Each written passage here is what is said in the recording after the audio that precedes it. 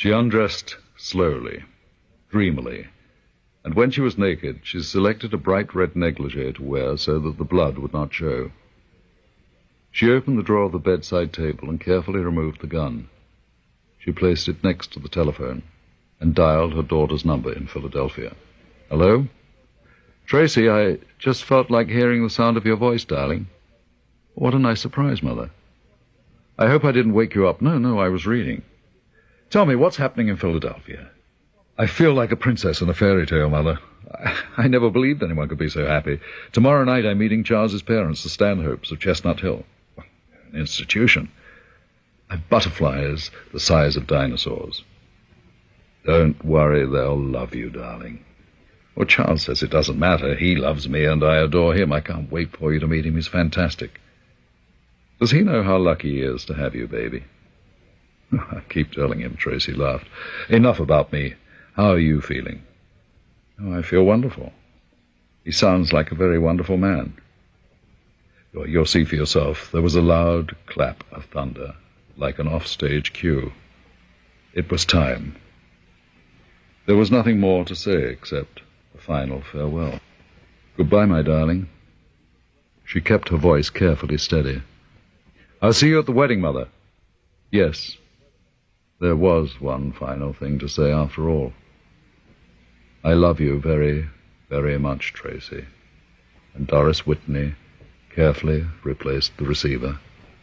She picked up the gun. There was only one way to do it, quickly. She raised the gun to her temple and squeezed the trigger. Tracy Whitney stepped out of the lobby of her apartment building into a gray, sleety rain. Tracy Whitney was on her way to work. Her face was brisk as she walked, and it was all she could do to keep from singing aloud.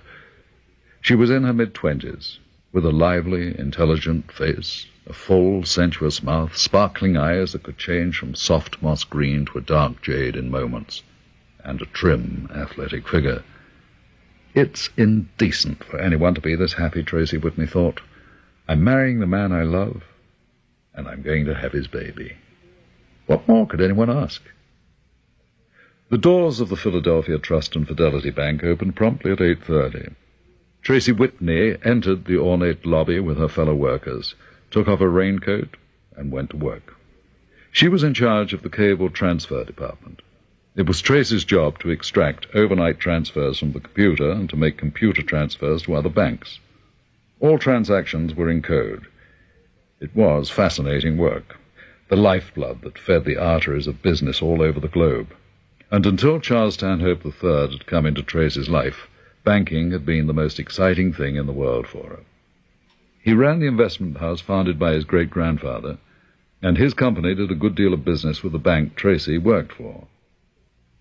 In the beginning, Tracy had not been impressed with Charles Stanhope III, even though she was aware that he was considered Philadelphia's prize catch. He was, Tracy thought, one of the boring rich. But there was such a charming unpretentiousness about him that Tracy found herself warming to him. I wonder what it would be like to be married to someone like him, one of the establishment. It had taken Tracy's father most of his life to build up a business that the Stanhopes would have sneered at as insignificant. Tracy had had little sexual experience, but it seemed to her that Charles made love the same way he lived his life, meticulously and very properly. Once Tracy had decided to be daring and unconventional in bed, and it so shocked Charles that she began secretly to wonder if she were some kind of sex maniac. The pregnancy had been unexpected. She decided to break the news to Charles after dinner one evening. As she set the scorched meat and beans in front of him, she forgot her carefully rehearsed speech and wildly blurted out, "I'm so sorry, Charles, I'm pregnant." There was an unbearably long silence, and as Tracy was about to break it, Charles said, "We'll get married, of course." I don't want you to think you don't have to marry me, you know. I want to marry you, Tracy. You'll make a wonderful wife. He added slowly, "Of course, my mother and father will be a bit surprised." "Why will they be surprised?" I'm afraid you don't quite realize what you're letting yourself in for. The Stanhopes always marry, mind you, I am using quotation marks, their own kind. Mainline Philadelphia. We'll have dinner with Mother and Father next Friday. Are you going to stay, Charles? She needed to have him hold her in his arms.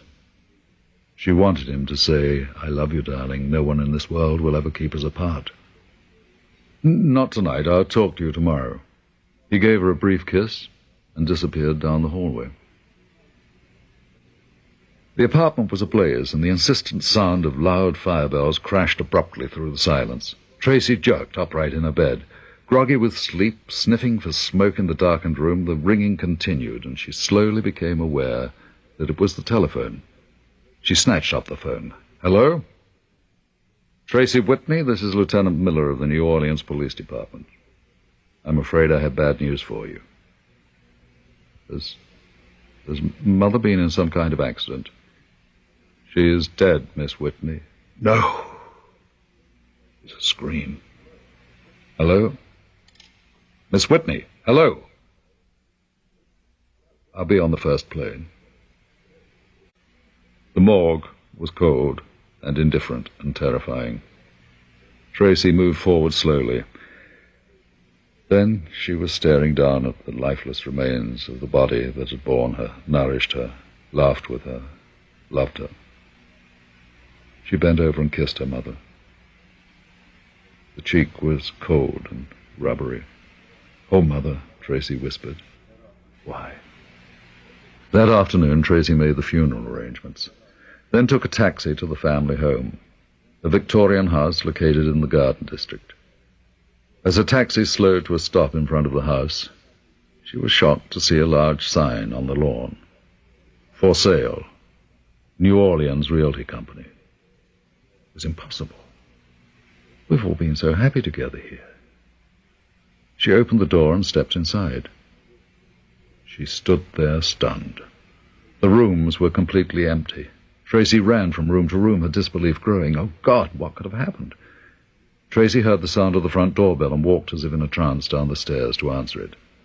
Otto Schmidt stood in the doorway, the foreman of the Whitney Automotive Parts Company.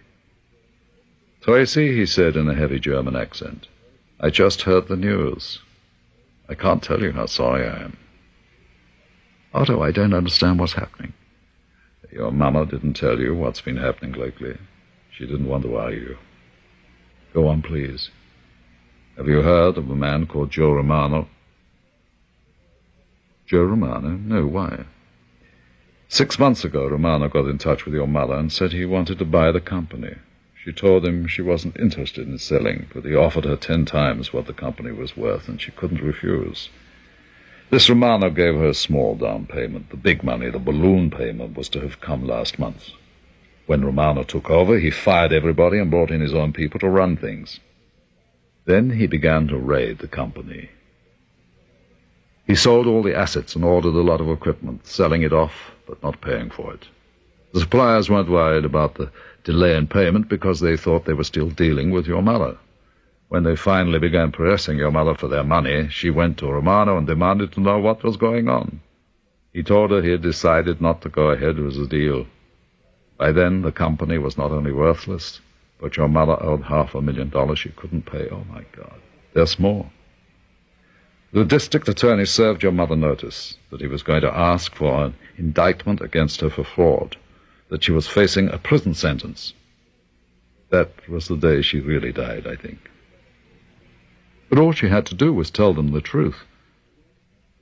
Joe Romano works for a man named Anthony Orsatti. Orsatti runs New Orleans. You're wrong, Tracy thought fiercely. I want to see Joe Romano. Where can I find him? He has an estate near Jackson Square. She was filled with an emotion totally unfamiliar to her. Hatred. Joe Romano is going to pay for killing my mother, Tracy swore to herself. She needed time to think. So she checked into a small hotel. She lay on the hotel bed, her thoughts unfocused. She counted the stained acoustical tiles in the ceiling, 1, 2, 3, Romano, 4, 5, Joe Romano, 6, 7. He was going to pay. Tracy left her hotel in the late afternoon and walked along Canal Street until she came to a pawn shop. I want to buy a gun. Jackson Square is in the heart of the French Quarter, with the beautiful St. Louis Cathedral towering over it like a benediction.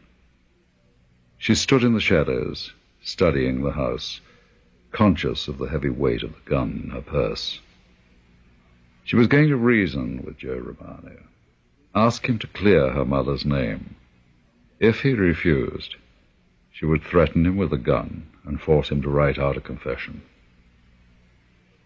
She walked up to the house and pressed the doorbell. The front door opened and a man stood in the doorway. "Are you Joseph Romano?" Her voice was shaky. "Yes, what can I do for you?" I'd like to talk to you, Mr. Romano." He studied her figure for a moment. "Certainly. Please come in, Miss Tracy Whitney. I'm Doris Whitney's daughter." He stared at her blankly for an instant. "Oh, yes, I heard about your mother. Too bad. I want you to help me clear her name." He shrugged. "I never talk business during Mardi Gras. It's against my religion." Romano walked over to the bar and began mixing 2 drinks. "I think you'll feel better after you've had a drink." Tracy opened her purse and pulled out the revolver. She pointed it at him. Joseph Romano saw the gun. "You'd better put that away, Miss Whitney. It could go off." "It's going to go off if you don't do exactly what I tell you to. You're going to write down how you stripped the company, put it into bankruptcy, and drove my mother to suicide. What if I refuse?" "Then I'm going to kill you." He was moving towards her now, a drink in his hand. "I had nothing to do with your mother's death, and believe me, He threw the drink in her face. The gun was knocked from her hand. In an instant he was holding her, pinning her arms, and Tracy was blinded and terrified. "Let me go." He ripped her blouse away. He whispered, "I love it." She felt herself being forced down to the floor. "I bet you've never been made love to by a real man." Tracy pushed out blindly, and her fingers touched the gun. She grabbed for it, and there was a sudden loud explosion. "Oh, Jesus!" Romano cried. His grip suddenly relaxed. Through a red mist, Tracy watched in horror as he fell off her and slumped to the floor, clutching his side. "You shot me, you bitch, you shot me." "I'm sorry, I didn't mean to. Ambulance." Tracy hurried to the telephone on the desk and dialed. "Operator, send an ambulance right away." Then she fled. Everything was happening in slow motion to someone else. The police station Tracy was taken to was in the Algiers district. One of her captors said, "The Whitney woman, Sarge. We caught her at the airport trying to escape." "I wasn't. It was an accident. I didn't mean to kill him. He tried to rape me and lock her up." "Now, wait a minute. I'm entitled to make a phone call." But then suddenly remembered that Charles shut off his phone at night and realized there was no way she could reach him. "You'll have a hearing in the morning." At 6 a.m., a bored guard unlocked the cell door. "I must make a call," Tracy said. "It's very later," the matron told her. "You don't want to keep the judge waiting. He's a mean son of a bitch." Now was Tracy's moment to explain to someone in authority the truth about what had happened. "Your Honor, it wasn't murder. I shot him. But it was an accident. I only meant to frighten him. He tried to rape me and—" The district attorney interrupted. "Your Honor, this woman broke into Mr. Romano's home armed with a .32 caliber revolver, stole a Renoir painting worth $500,000, and when Mr. Romano caught her in the act, she shot him in cold blood and left him for dead." "What are you talking about?" "We have the gun with which she wounded Mr. Romano." "Wounded? Then Joseph Romano was alive. She had not killed anyone." "She escaped with the painting, Your Honor. It's probably in the hands of a fence by now." The judge turned to Tracy, who stood there in shock. "Are you represented by counsel?" "No. What this man said isn't true." "The court will appoint an attorney for you. You are ordered, held in jail in lieu of $500,000 bail. Next case. She had no recollection of being led from the courtroom. The name of the attorney appointed by the court was Perry Pope. Tracy liked him immediately. He walked into her cell, sat on the cot, and said, "Well," and studied Tracy. "You don't look like the average criminal, Miss Whitney." "I'm not. I swear I'm not."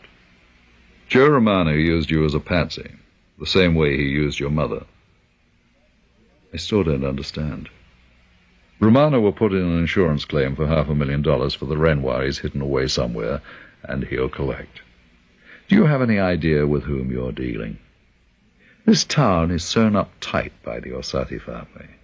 Nothing goes down here without Anthony Orsatti's okay. Joe Romano started out as his hitman. Now he's the top man in Orsatti's organization. And you walked into Romano's house and pulled a gun on him. Can you help me?" "I'm going to try. I don't want to put you in front of a jury because, believe me, it will be his jury. There's only one judge Orsatti has never been able to buy. His name is Henry Lawrence. He hates Orsatti and Romano as much as I do. Now, all we've got to do is to get to Judge Lawrence." Perry Pope arranged for Tracy to place a telephone call to Charles.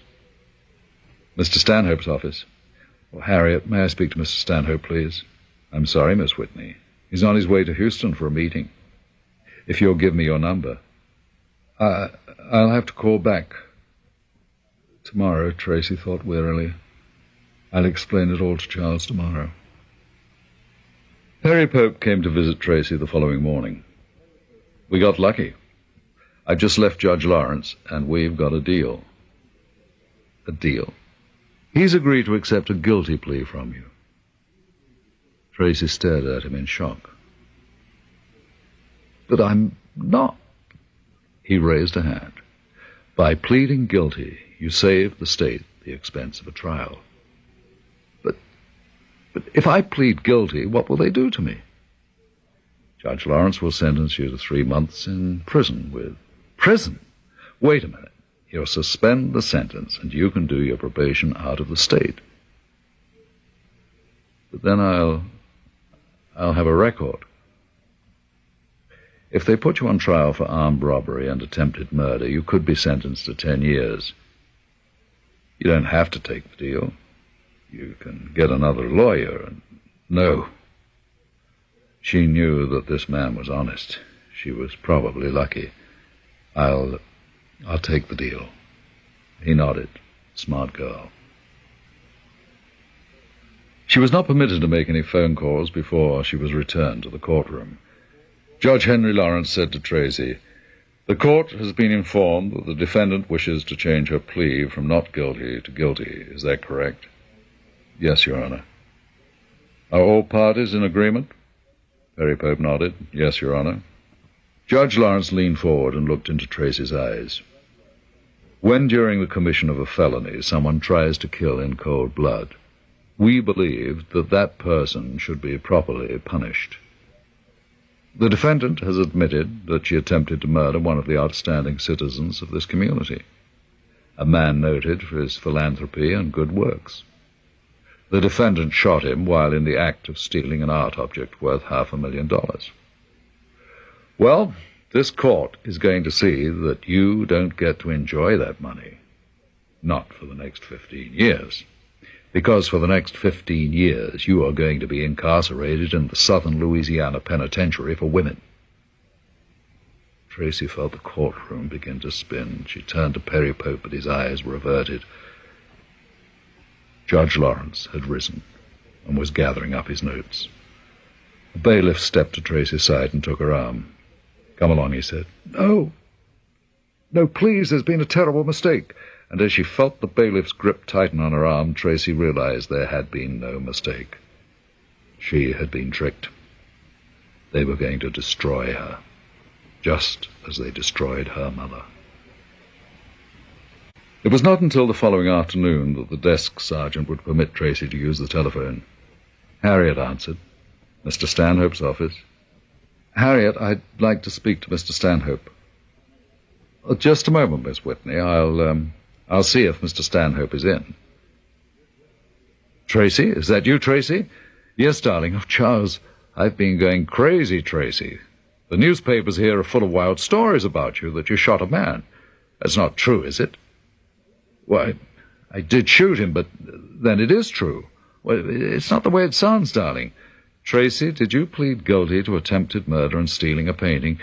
Yes, Charles, but only because, my God, if you needed money that badly, you should have discussed it with me and trying to kill someone. I can't believe this, neither can my parents. You're the headline in this morning's Philadelphia Daily News. This is the first time a breath of scandal has ever touched the Stanhope family. Darling, I need you. Please come down here. You can straighten all this out. There was a long silence. The family can't afford to get mixed up in a thing like this. Surely you can see that. This has been a terrible shock for us. Obviously, I never really knew you. She felt more alone than she'd ever felt in her life. What about the baby? Well, you'll have to do whatever you think best with your baby. I'm sorry, Tracy. And the connection was broken. When Tracy returned to her cell, the matron had instructions for her. Be ready to leave in the morning. You'll be picked up at 5 o'clock. She spent the night wide awake, lying on her narrow prison bunk, staring at the ceiling. A stocky, stony-faced matron with sable-brown dyed hair was addressing the new arrivals. Some of you are going to be here for a long, long time. Warden George Spanigan was seated at a scarred desk, studying some papers in front of him. He had been in charge of the Southern Louisiana Penitentiary for women for 5 years. He had arrived with the background of a modern penologist and the zeal of an idealist, determined to make sweeping reforms in the prison. But it had defeated him, as it had defeated others before him. He buzzed his secretary. All right, send her in. The guard opened the door to the inner office, and Tracy stepped inside. Warden Brannigan looked up at the woman standing before him, dressed in the drab prison uniform, her face bruised with fatigue. Tracy Whitney still looked beautiful. She had a lovely, candid face. Please have a seat, he said. He was going to tell her about Charles, and how soon she would be released. I've been looking over your record. I see you're going to be with us for a long time. Your sentence is 15 years. Didn't you speak to Charles? He looked at her blankly. Oh, please listen to me. I'm innocent. How many times had he heard that? The best advice I can give you is to try to do easy time. There are no clocks in prisons, only calendars. If you have any special problems, Warden Brannigan said, I mean, if I can help you in any way, I want you to come see me. Even as he spoke, he knew how hollow his words were. The bull dykes in the prison would fall on her like animals. With good behavior, you might be released in 12 or... No! It was a cry of black despair, of desperation. Tracy felt the walls of the office closing in on her. She was on her knees, screaming. The guard came hurrying in and grabbed Tracy's arms. Easy, Warden Brannigan commanded him. He sat there helpless and watched as Tracy was led away. There were 60 women in cell block C, 4 to a cell. Faces peered out from behind bars as Tracy was marched down the long, smelly corridor. The matron opened a cell door. Inside. Tracy blinked and looked around. In the cell were 3 women, silently watching her. Move, the matron ordered. Tracy hesitated, then stepped into the cell. She heard the door slam behind her. She was home. The cramped cell barely held 4 bunks, a little table with a cracked mirror over it, 4 small lockers, and a seatless toilet in the far corner. Her cellmates were staring at her. The Puerto Rican woman, a squat, middle-aged Mexican woman, and a third woman who was black. She was almost 6 feet tall, with narrow, watchful eyes and a cold, hard mask on her face.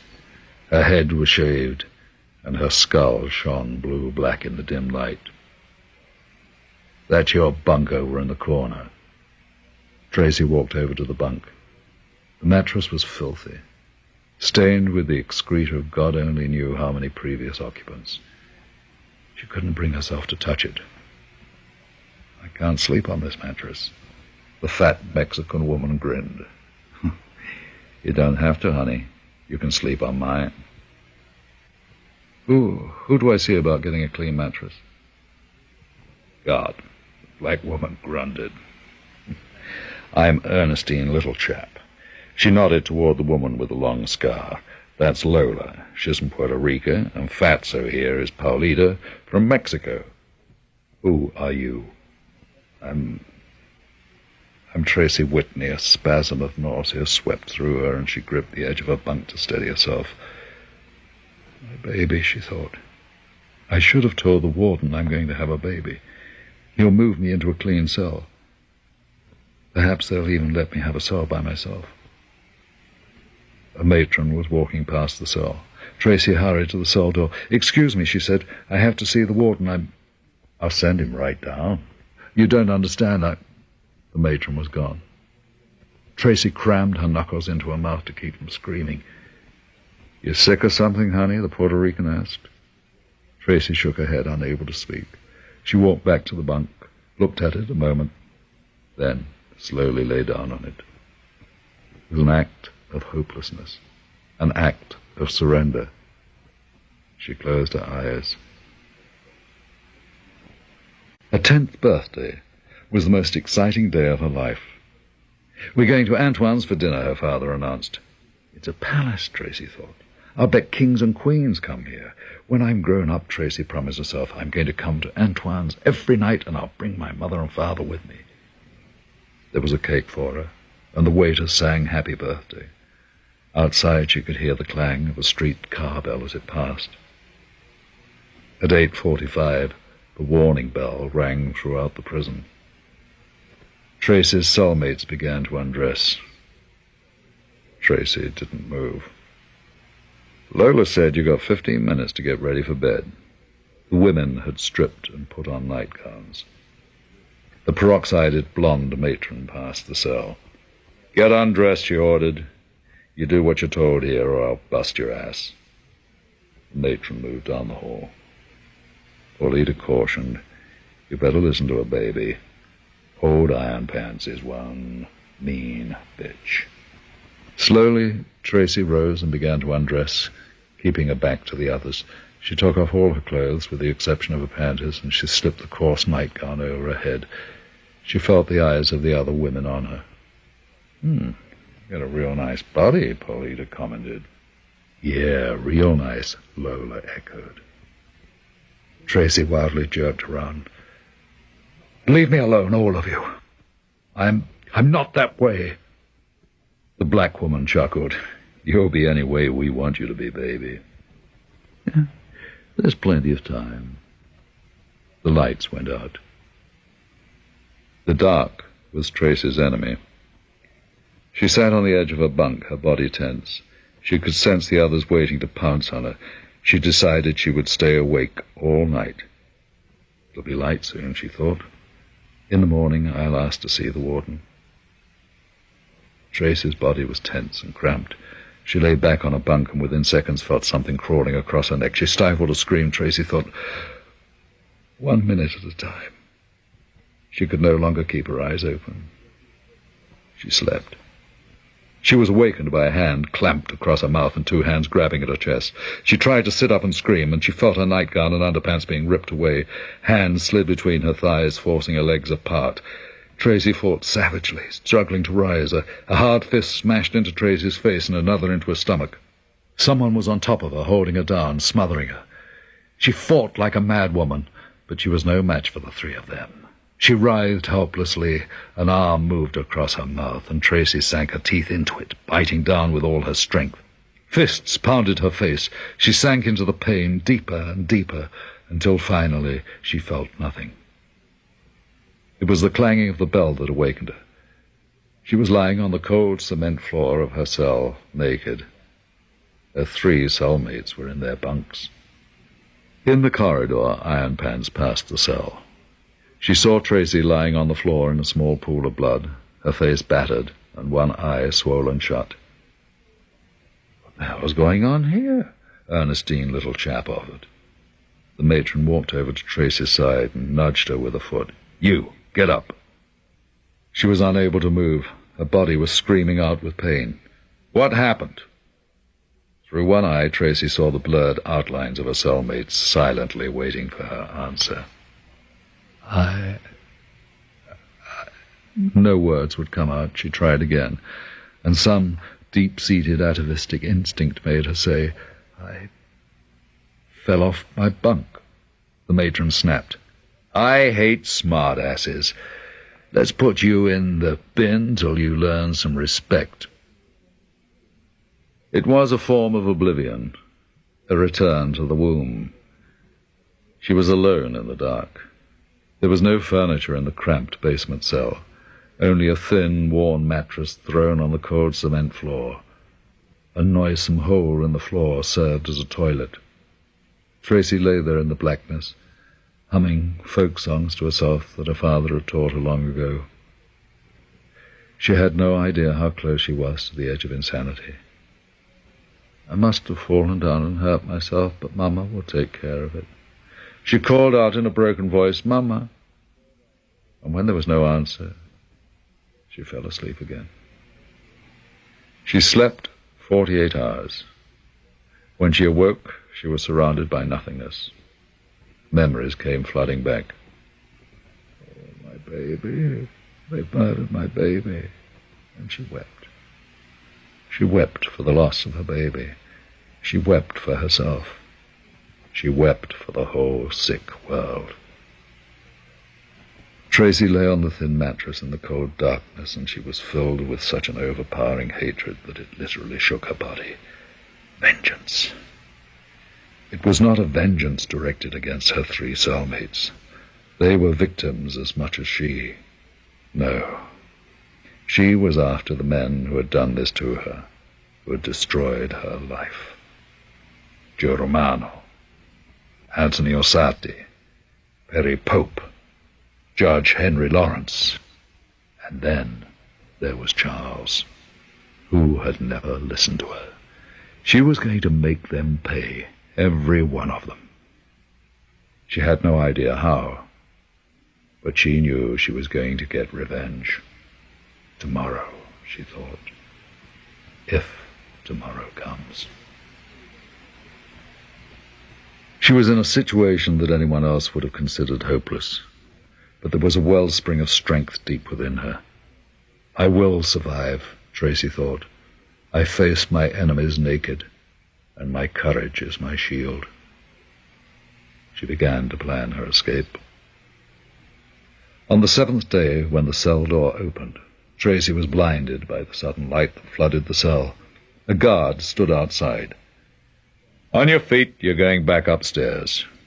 He reached down to give Tracy a helping hand, and to his surprise, she rose easily to her feet and walked out of the cell unaided. There was an aura of dignity about her, a self-confidence that was alien to this place. Several days later, a matron came up to Tracy and announced, "You got a visitor, Whitney." Charles. He had come, after all. Tracy followed the matron down the corridor to the visitor's room. A total stranger was seated at a small wooden table. He was one of the most unattractive men Tracy had ever seen. He was short, with a bloated, androgynous body, a long, pinched-in nose, and a small, bitter mouth. He had a high, bulging forehead and intense brown eyes, magnified by the thick lenses of his glasses. He did not rise. "My name is Daniel Cooper. I'm an investigator for IIPA, the International Insurance Protection Association.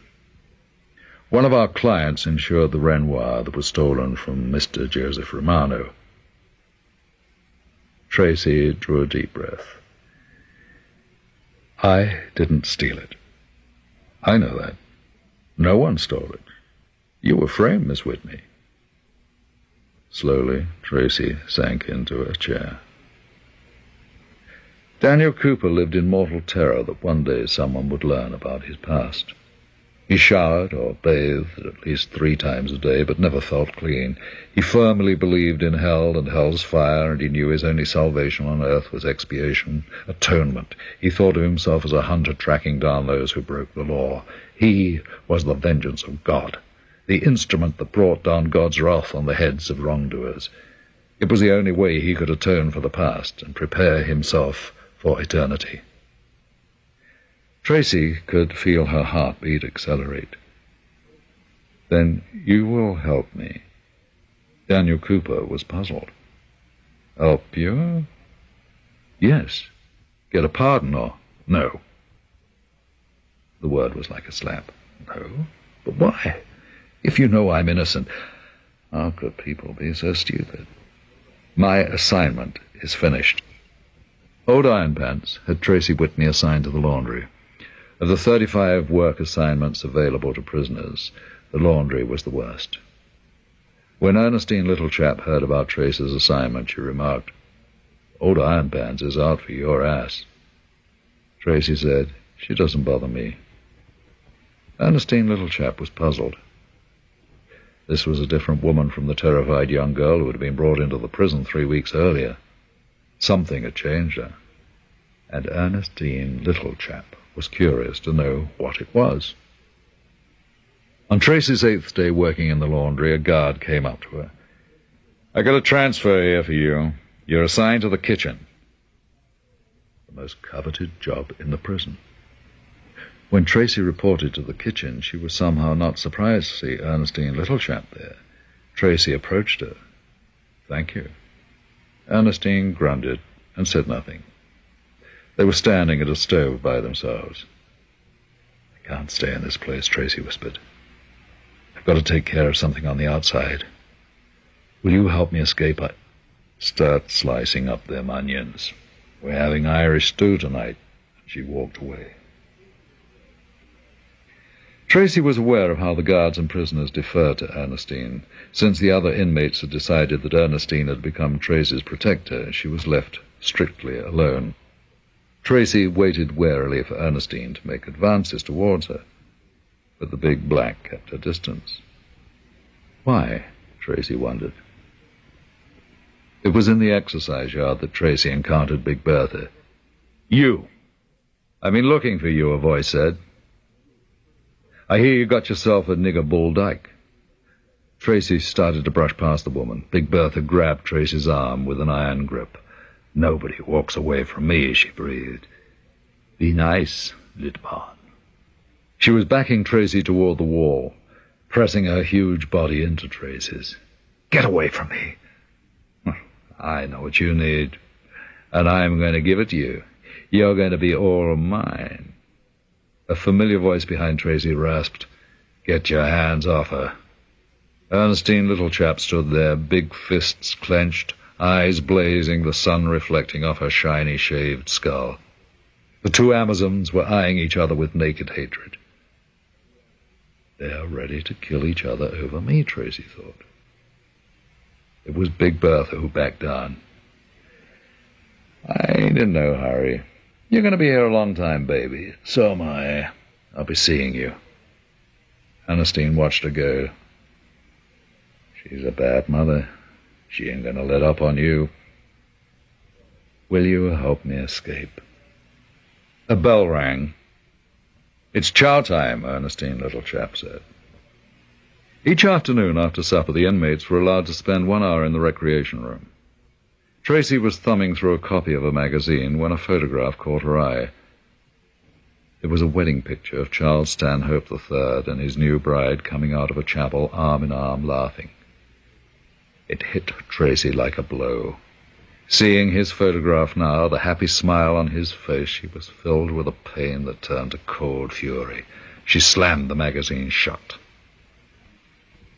On visiting days, it was easy to know which inmates had friends or relatives coming to see them. The prisoners would shower and put on fresh clothes and makeup. Ernestine usually returned from the visitors' room smiling and cheerful. My Al, he always comes to see me. He'll be waiting for me when I get out, 'cause I give him what no other woman gives him. You mean sexually? Oh, you bet your ass. What goes on behind these walls has nothing to do with the outside. In here, sometimes we need a warm body to hold, somebody to touch us and tell us they love us. But when I get on the outside, Ernestine broke into a broad grin, then I become a nymphomaniac, yeah? There was something that had been puzzling Tracy. Ernie, you keep protecting me. Why? You complaining? No, I'm curious. Ernestine thought about it for a moment. Okay, you got something I want. She saw the look on Tracy's face. No, not that. I got all that I want, baby. You got class. I mean, real, honest-to-God class, like those cool ladies you see in Vogue and Town and Country, all dressed up. That's where you belong. I don't know how you got mixed up with all that rat shit on the outside, but my guess is that you got suckered. I ain't come across many decent things in my life. You're one of them. She turned away so that her next words were almost inaudible. I'm sorry about your kid, I really am. That night, after lights out, Tracy whispered in the dark. Ernie, I've got to escape. Help me, please. I'm trying to sleep, for Christ's sake. Shut up now, here. They lay there in the silent darkness. Finally, Ernestine spoke again. Maybe it's time you and me talked about busting you the hell out of here. I made my Ruby-Doo yesterday. I'm getting out of this joint. You're going to lose our governess tomorrow, Warden Brannigan announced to his wife. Judy's sentence is up. She is being released in the morning. They were having breakfast in the comfortable cottage that was one of the perquisites of Warden Brannigan's job. Other benefits included a cook, a maid, a chauffeur, and a governess for their daughter Amy, who was almost 5. I was just getting comfortable with the idea of leaving Amy in Judy's care, Mrs. Brannigan complained. Who knew what kind of woman would be Amy's next governess? Do you have anyone in particular in mind to replace Judy, George? Yes, I do have someone in mind. When Tracy broke the news to Ernestine, the black woman said thoughtfully, that means they're going to make you a trustee. You'll get the run of the prison. That might make busting out a little easier. How do I do it? Tracy asked. Oh, there ain't no perfect escape plan, girl. That's why no one ever's made it out of this place. I will, Tracy vowed. I will. The morning Tracy was taken to Warden Brannigan's home marked her 5th month as a prisoner. She walked into the large, pleasant kitchen and sat down. A woman clad in a muted, rose-colored housecoat appeared in the doorway. I'm Mrs. Brannigan, she rattled on. Amy is almost 5 years old, and you know how active they are at that age. I'm afraid she has to be watched all the time. I'll bring Amy in. She hurried out of the room. It seemed to Tracy that it had been years since she had been in anyone's home. Hi, Amy said. She had her mother's thinness and deepest, intelligent hazel eyes. She was not a pretty child, but there was an open friendliness about her that was touching. I won't let her touch me. Are you going to be my new nanny? Well, I'm going to help your mother look after you. Judy went out on parole. Did you know that? Are you going out on parole too? No, Tracy thought. She said, I'm going to be here for a long while, Amy. That's good, Mrs. Brannigan said. I mean, you'll have your meals with Amy. You can prepare breakfast for her and play with her in the morning, and in the afternoon she likes walking around the grounds of the farm on the other side of the main prison. The next 5 days were almost like a new life for Tracy. Each night, Tracy was locked in a cell, but in the daytime, she had the illusion of freedom. After breakfast, Tracy would play games with the little girl, or read to her. After Amy's afternoon nap, the two of them would take long walks, and Tracy saw to it that they covered areas of the prison grounds she had not seen before. She carefully observed every exit and entrance, and how the guard towers were manned, and noted when the shifts changed. Has anyone ever tried to escape by hiding in one of the service trucks that deliver things to the prison? I've seen milk trucks and... Forget it, Ernestine said flatly. Every vehicle coming in and going out of the gate is searched. At breakfast one morning, Amy said, "I love you, Tracy. Will you be my mother?" The words sent a pang through Tracy. "Can I sit on your lap?" "No." "Get your affection from your own family," Tracy thought. "You don't belong to me. Nothing belongs to me." Amy's favorite walk was through the meadow, rainbowed with colorful wildflowers. The huge artificial lake was nearby, surrounded by a low concrete wall with a long drop to the deep water. "Let's go swimming," Amy pleaded. "It's not for swimming," Tracy said. The sight of the cold, forbidding-looking lake made her shiver. Her father was carrying her into the ocean on his shoulders, and when she cried out, her father said, "Don't be a baby, Tracy," and he dropped her into the cold water, and when the water closed over her head, she panicked and began to choke. When the news came, it was a shock, even though Tracy had expected it. "I'm getting out of here a week from Saturday," Ernestine said. The word sent a cold chill through Tracy. Ernestine would not be here to help her. Big Bertha probably had enough influence to have Tracy transferred to her cell. "I sure be glad to get out of here. I'll tell you one thing, I ain't never coming back to this joint. If there's anything Al or me can do for you on the outside—" "Coming through," a male voice called out. Tracy turned. A laundryman was pushing a huge cart piled to the top with soiled uniforms and linens. Tracy watched, puzzled as he headed to the exit. "Ernie, what's a laundry truck doing here?" "Oh, that's for the guards. They used to send their uniforms to the prison laundry. Now they've got to send their stuff to an outside laundry." Tracy was no longer listening. She knew how she was going to escape.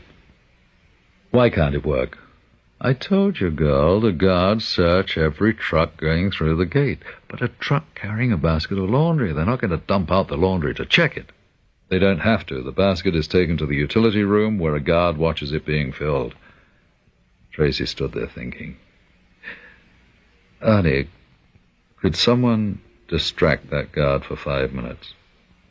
"What the hell good—" She broke off, a slow grin lighting her face. "Well, someone pumps him full of sunshine. You get into the bottom of the hamper and get covered up with the laundry," she nodded. "You know, I think the damn thing might work." "Then you'll help me?" "Yeah, I'll help you.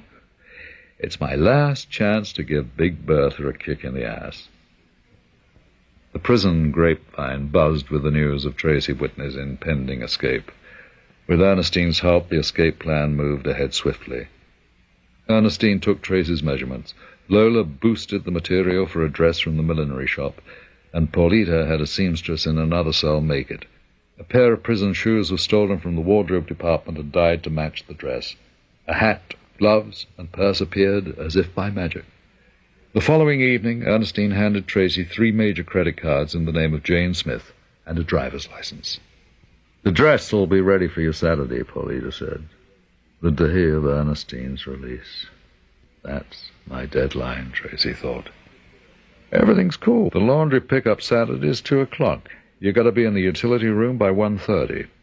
You'll be driving out of the prison gates by 2:15. Tracy found it difficult to breathe. Just talking about the escape made her tremble. Nobody gives a damn if they bring you back dead or alive. They figure dead is better. Big Bertha did not learn about Tracy's plan until the morning the escape was to take place. She took the news in ominous silence. "What time?" was all she asked. "This afternoon at 2 o'clock, Bert. They're going to hide her in the bottom of a laundry hamper in the utility room." Big Bertha thought about it for a long time. Then she waddled over to a matron and said, "I've got to see Warden Brannigan right away." Tracy had not slept all night. She was sick with tension. "How are you feeling, girl?" asked Ernestine. "Fine." Tracy lied. "Well, we're both leaving here today." "You sure you can get away from the warden's office by 1:30? "Oh, no problem. Amy always takes a nap after lunch." Paulita said, "You can't be late or it won't work. I'll be there." Ernestine reached under a mattress and took out a roll of bills. "You're going to need some walking around money. It's only $200, but it'll get you on your way." "Ernie, I don't know." "Just shut up, girl, and take it." The morning passed so slowly that Tracy thought she would go out of her mind. Finally, blessedly, it was 12:30, time for Amy's lunch. Time for Tracy to make her move. She took Amy into the cottage. "I'll be leaving now, Mrs. Brannigan." "What? Didn't anyone tell you, Tracy, we're having a delegation of VIP visitors today. They'll be having lunch here at the house. So Amy won't be having a nap. You may take her with you." Tracy stood there, willing herself not to scream. I can't do that, Mrs. Brannigan." She thought, "I mustn't upset her. She'll call the warden. I'll be sent back to my cell. I've had the cook prepare a picnic lunch for both of you." Tracy looked at Mrs. Brannigan. "What time do you want me to bring Amy back?" "Oh, about 3 o'clock. They should be gone by then." So would the truck. The world was tumbling in on her. Big Bertha was impatient. She had been seated in the warden's outer office for almost an hour, her huge body overflowing the chair she sat in. "How much longer?" Big Bertha demanded. "He has a group of people in with him. The warden's very busy this morning." "He's going to be busier." She looked at her watch. 12:45. Plenty of time. Tracy had spread out a tablecloth in a grassy area near the lake, and Amy was happily munching on an egg salad sandwich. Tracy glanced at her watch. 1 p.m. She had to think of something quickly. 1:10. "I'm sorry, the warden says it's impossible for him to see you today. We'll make another appointment." Big Bertha pushed herself to her feet. "He's got to see me." When she left the office and walked into the prison library, she scribbled a note, and when the matron walked over to an aisle to help an inmate, Big Bertha dropped the note on her desk and left. "You better check the laundry truck today." There was no signature. A hoax? She picked up the telephone. "Get me the superintendent of guards." 1:15. Tracy rose to her feet. "Let's play a new game. Let's see who can throw the ball the farthest." Tracy picked up the hard rubber ball and threw it as far as she could in the direction of the workers. "Oh, that's good," Amy said admiringly. "I'll go get the ball," Tracy said. "You wait here." And she was running for her life, her feet flying across the fields. It was 1:18. The farm workers were moving in the other direction now. She was breathless when she reached them. "The little girl back there. One of you look after her. I have something important I have to do." She heard her name called from a distance and turned. Amy was standing on top of the concrete wall surrounding the lake. She waved. "Look at me, Tracy." "No! Get down!" Tracy screamed. And as Tracy watched in horror, Amy lost her balance and plunged into the lake. Oh, dear God. The blood drained from Tracy's face. She had a choice to make, but there was no choice. "I can't help her. Not now. Someone will save her. I have to save myself. I've got to get out of this place or I die." It was 1:20. Tracy turned and began running as fast as she had ever run in her life. The others were calling after her, but she didn't hear them. She flew through the air, unaware that her shoes had fallen off, not caring that the sharp ground was cutting into her feet. Her heart was pounding and her lungs were bursting, and she pushed herself to run faster, faster. She reached the wall around the lake and vaulted on top of it. Far below she could see Amy in the deep, terrifying water, struggling to stay afloat. Without a second's hesitation, Tracy jumped in after her, and as she hit the water, Tracy thought, "Oh, my God, I can't swim."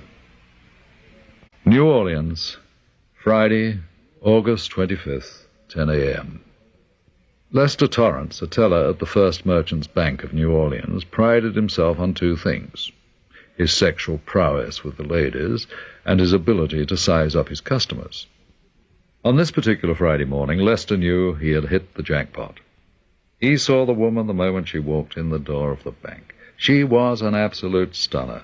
She had sleek black hair falling to her shoulders, and she wore a tight skirt and sweater that outlined a figure a Las Vegas Corrine would have envied. She walked over to his cage. "Good morning," Lester said warmly. "What may I do for you?" He could see her breasts pushing against her cashmere sweater, and he thought, "Baby, what I'd like to do for you." "I'm Joseph Romano's secretary, and he told me to order new blank checks for his checking account a week ago, and I simply forgot all about it, and now we've just about run out, and when he finds out, I don't know what he'll do to me." Joseph Romano was a prized customer of the bank's, even though he kept relatively small amounts in his account. Everyone knew his real money was laundered elsewhere. "Well, no, that's not too serious, Miss Hartford. Lorraine Hartford.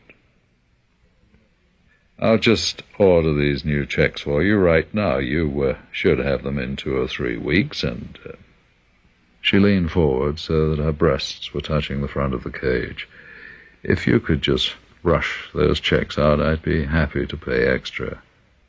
"Oh, gee, I'm sorry, Lorraine. It would be impossible." He saw that she was now near to tears. "To tell you the truth, this might cost me my job. Please.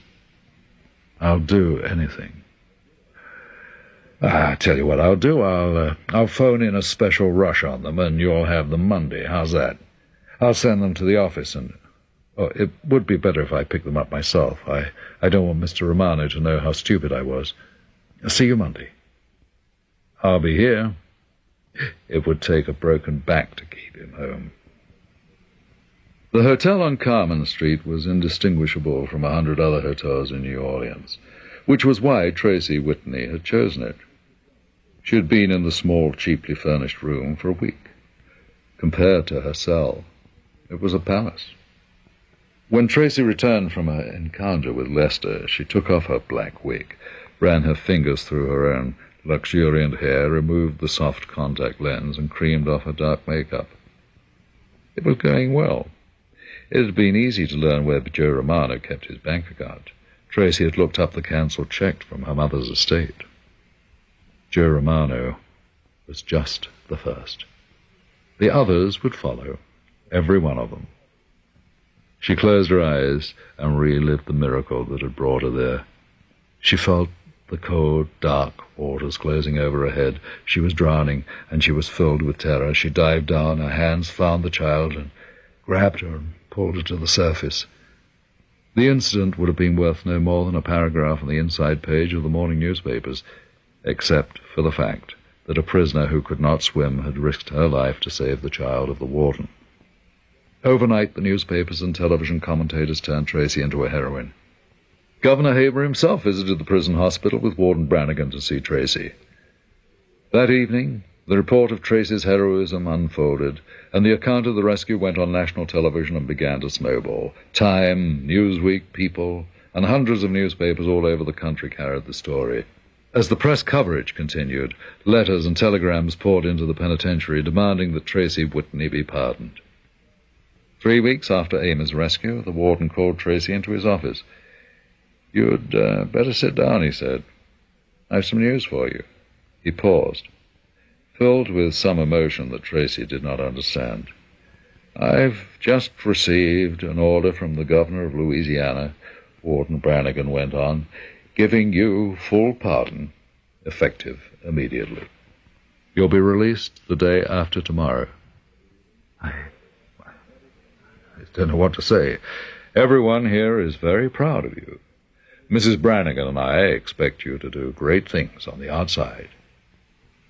She was free to carry out her plans. At noon on Monday, Tracy, in her Lorraine Hartford persona, returned to the First Merchants Bank of New Orleans. When Lester saw her, he beamed and nodded. "Well, it wasn't easy, but I did it for you, Lorraine. There you are, 400 blank checks. Will that be enough?" "Oh, More than enough, unless Mr. Romano goes on a check-writing spree. You saved my life." Lester felt a pleasurable stirring in his groin. "I believe people have to be nice to people, don't you, Lorraine?" She moved away. "Wait a minute." The next customer stepped up and handed the frustrated Lester a sackful of coins. In the center of the bank were 4 tables that held containers of blank deposit and withdrawal slips. The box that Lester had given her contained 8 packets of blank checks. She carefully separated the deposit slips from the checks, and in fewer than 3 minutes she was holding 80 deposit slips in her hand. Making sure she was unobserved, Tracy put 20 of the slips in the metal container. The deposit slips were blank, but each one contained a magnetized code at the bottom, which the computer used to credit the various accounts. No matter who deposited money, the computer could automatically credit Joe Romano's account with each deposit. From her experience working in a bank, Tracy knew it would take at least 5 days before the mix-up was noticed. That would give her more than enough time for what she planned to do. Tracy's next stop was at the New Orleans Holiday Travel Agency. "I'm Joseph Romano's secretary. Mr. Romano would like to make a reservation for Rio de Janeiro. He wants to leave this Friday. Round trip. One way. Could you please have the ticket delivered to his office on Thursday?" The woman made a note of it. "Very well. 11 sharp." Tracy said, "Thank you." Half a block down the street was the Acme luggage store. Tracy studied the display in the window before she walked inside. "I want to buy some luggage for my husband." "The name is Joseph Romano. Could you have them delivered to my husband's office on Thursday morning?" "Why, certainly, Mrs. Romano." "At 11 o'clock, please. Oh, and would you put his initials on them in gold? That's J.R. "Of course. It'll be our pleasure, Mrs. Romano." At a nearby Western Union office, Tracy sent a paid cable to the Rio Othon Palace on Copacabana Beach in Rio de Janeiro. The modern high-rise office building owned by Anthony Orsatti stood on Poydras Street. At one end of the suite were Orsatti's offices, and at the other end, Joe Romano's rooms. Anthony Orsatti loved Romano. He was like a son to him. Orsatti had picked him up when Romano was a punk kid rolling drunks in alleys. He himself had trained Romano, and now the kid could tap dance his way around with the best of them. He was fast, he was smart, and he was honest. In 10 years, Romano had risen to the rank of Anthony Orsatti's chief lieutenant. He supervised all the family's operations and reported only to Orsatti. Lucy, Orsatti's private secretary, knocked and came into the office.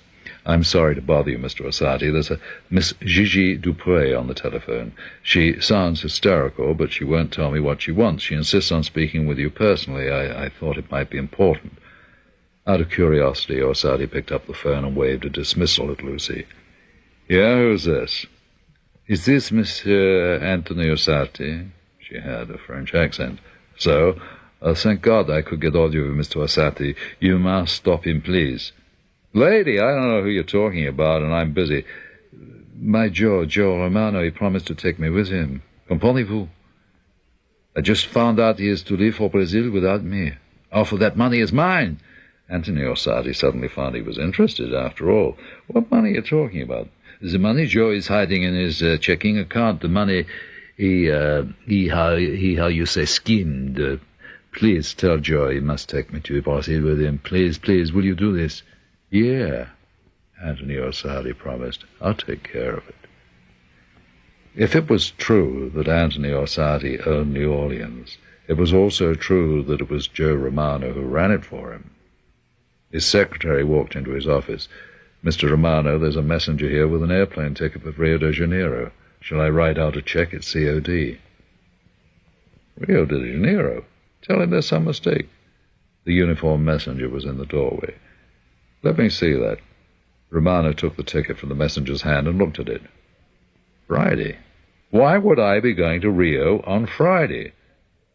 "That's a good question," Anthony Orsatti said. He was standing behind the messenger. "Why would you, Joe?" "It's some kind of dumb mistake, Tony." Jolene, the assistant secretary, walked in. "Excuse me, Mr. Romano, the luggage has arrived. Do you want me to sign for it?" "What luggage? I didn't order any luggage." "Have them bring it in," Anthony Orsatti commanded. "What's all this? I never ordered these. Get 'em out of here." They have your initials on them, Joe. What? Oh, wait a minute. It's probably some kind of present. You got something going in Brazil? Orsatti smiled gently, then turned to the secretaries and the two messengers. Out. How much money you got in your bank account, Joe? I don't know, 1,500, I guess, maybe a couple of grand. Why? Just for fun, why don't you call your bank and check it out? Sure, if it'll make you happy. Anthony Orsatti picked up the extension phone. A few moments later, the bookkeeper was on the line. Oh, sorry to keep you waiting, Mr. Romano. As of this morning, your checking account balance is $310,905.35. You stupid bitch, he yelled. I don't have that kind of money in my account. You made a mistake. Let me talk to them. He felt the telephone being taken out of his hand as Anthony Orsatti replaced the receiver. I swear to God, Tony, I don't know anything about that money. There was a knock at the door. Sorry to interrupt you, Mr. Romano. There's a cable for you, but you have to sign for it yourself. I'll take it, Orsatti said. In a voice so low that Romano could barely hear him, Anthony Orsatti said, I'll read it to you, Joe. Pleased to confirm your reservation for our Princess Suite for 2 months this Friday, September 1st. It's signed S. Montalban. Manager, Rio Hawthorne Palace, Copacabana Beach, Rio de Janeiro. It's your reservation, Joe. You won't be needing it, will you? Andre Gillian was in the kitchen making preparations for spaghetti alla carbonara when he heard a loud, ominous popping sound, and a moment later the comfortable hum of the central air conditioner trailed off into silence. Andre stamped his foot. Merde! Not the night of the game. Mr. Pope was going to be furious. Without air conditioning, the house would be unbearable. Simply unbearable. Andre took a small black telephone book from a kitchen drawer and dialed. After 3 rings, a metallic voice intoned, Eskimo service, leave your name and number and a brief message. Please wait for the beep. This is the residence of Monsieur Perry Pope, 42 Charles Street. Our air conditioning has ceased to function. You must send someone here as quickly as possible. Vite! When the doorbell rang 30 minutes later, Andre's clothes were soaked with perspiration, and the kitchen was like an oven. 2 workmen in overalls stood in the doorway carrying toolboxes. Got a problem with your air conditioning? The black man asked. Oui. You've just got to get it working right away. How many air conditioning vents do you have? Each room has 1. Let's see, that must be at least 9. That's probably the problem. Transduction overload. Let's take a look. The workman followed Andre up to the attic, a long, low-ceilinged room, dusty and spattered with cobwebs. Al walked over to an electrical box set in the wall. He inspected the tangle of wires. Ha! Did you find something? Andre asked anxiously. Condenser problem. It's shorted out. We'll have to replace the condenser. Oh, my God, will it take long? No. Oh, please, Al, Mr. Pope is going to be home soon. You leave everything to us, Al said. The 2 men went to work. Old Ernestine is going to be proud of me, Al chortled as they started. In the beginning, Al had stubbornly resisted the idea. You must be out of your mind, woman. I ain't going to screw around with no Perry Pope. That dude'll come down on my ass so hard I'll never see daylight again. They were naked on the waterbed in Ernestine's apartment. What are you going to get out of this deal anyway, honey? I'm doing it for a friend. Tracy? That's right. Al sat up in bed and looked at Ernestine curiously. Does it mean that much to you, baby? Yeah, it means a lot to me, honey. You going to do it? I damn sure can't do it alone, Al grumbled. And Ernestine knew she had won. She started nibbling away down his long, lean body, and she murmured, Wasn't old Ralph due to be released a few days ago? It was 6:30 before the 2 men returned to Andre's kitchen, grimy with sweat and dust. Is it fixed? Andre asked anxiously. Yeah, it's all set. In 5 minutes we'll have it going again, as good as new. Oh, bless you both. Au revoir. Andre watched the 2 men leave by the back door. Out of his sight, they walked around to the yard. Al reconnected the wires he had loosened a couple of hours earlier. The air conditioning unit immediately sprang into life. Then he telephoned a number. Al said, This is Perry Pope's residence of 42 Charles Street. Our air conditioning is working fine now. Don't bother to send anyone. Have a nice day. The weekly Friday night poker game at Perry Pope's house was an event to which all the players eagerly looked forward. It was always the same carefully selected group: Anthony Orsatti, Joe Romano, Judge Henry Lawrence, an alderman, a state senator, and, of course, their host. The stakes were high, the food was great, and the company was raw power. When Anthony Orsatti arrived, he brought a guest with him. "Joe Romano won't be playing any more," Orsatti announced. "You all know Inspector Newhouse." The men shook hands all round. The men took their accustomed chairs around the green felt table in the den. Anthony Orsatti was in a bad mood. "Come on, let's get started." His voice was a strangled whisper, not a good sign. It always upset Anthony Orsatti to lose, and it had nothing to do with money. He could not bear to be on the losing end of anything. For the last 6 weeks, Perry Pope had been on some kind of crazy winning streak, and tonight Anthony Orsatti was determined to break it. But by midnight, they stopped to have the meal Andre had prepared, and Orsatti was out $50,000, with Perry Pope the big winner. The food was delicious. Usually Orsatti enjoyed the free midnight snack, but this evening he was impatient to get back to the table to recover his money. As he started to stir his coffee, a small particle fell into his cup. It appeared to be a piece of plaster. He suddenly became aware of a scurrying noise overhead. "What the hell's going on upstairs?" Orsatti asked. Bits of plaster began to trickle onto the green felt. "Sounds to me like you have mice," the senator said. "Not in this house," Perry Pope was indignant. "Well, you sure as hell got something," Orsatti growled. A larger piece of plaster fell on the green felt table. "I'll have Andre take care of it," Pope said. Orsatti was staring up at a small hole in the ceiling directly above his head. "Hold it. Let's go take a look up there." Before Tony, a squirrel probably got into the attic. When they reached the door to the attic, Orsatti pushed it open and turned on the light. They caught a glimpse of 2 white hamsters frantically racing around the room. "Jesus," Perry Pope said, "I've got rats." Anthony Orsatti was not listening. He was staring at the room. In the middle of the attic was a camp chair with a packet of sandwiches on top of it and 2 open cans of beer. On the floor next to the chair was a pair of binoculars. Orsatti walked over to them. Then he got down on his knees on the dusty floor and moved the tiny wooden cylinder that concealed a peephole that had been drilled into the ceiling. Orsatti put his eye to the peephole. Directly beneath him, the card table was clearly visible. Perry Pope looked round wildly to find all the men staring at him. "Hey," Perry Pope said, "you don't think Hey, come on, fellas, this is me." His hand flew to his mouth, and he began biting furiously at his cuticles.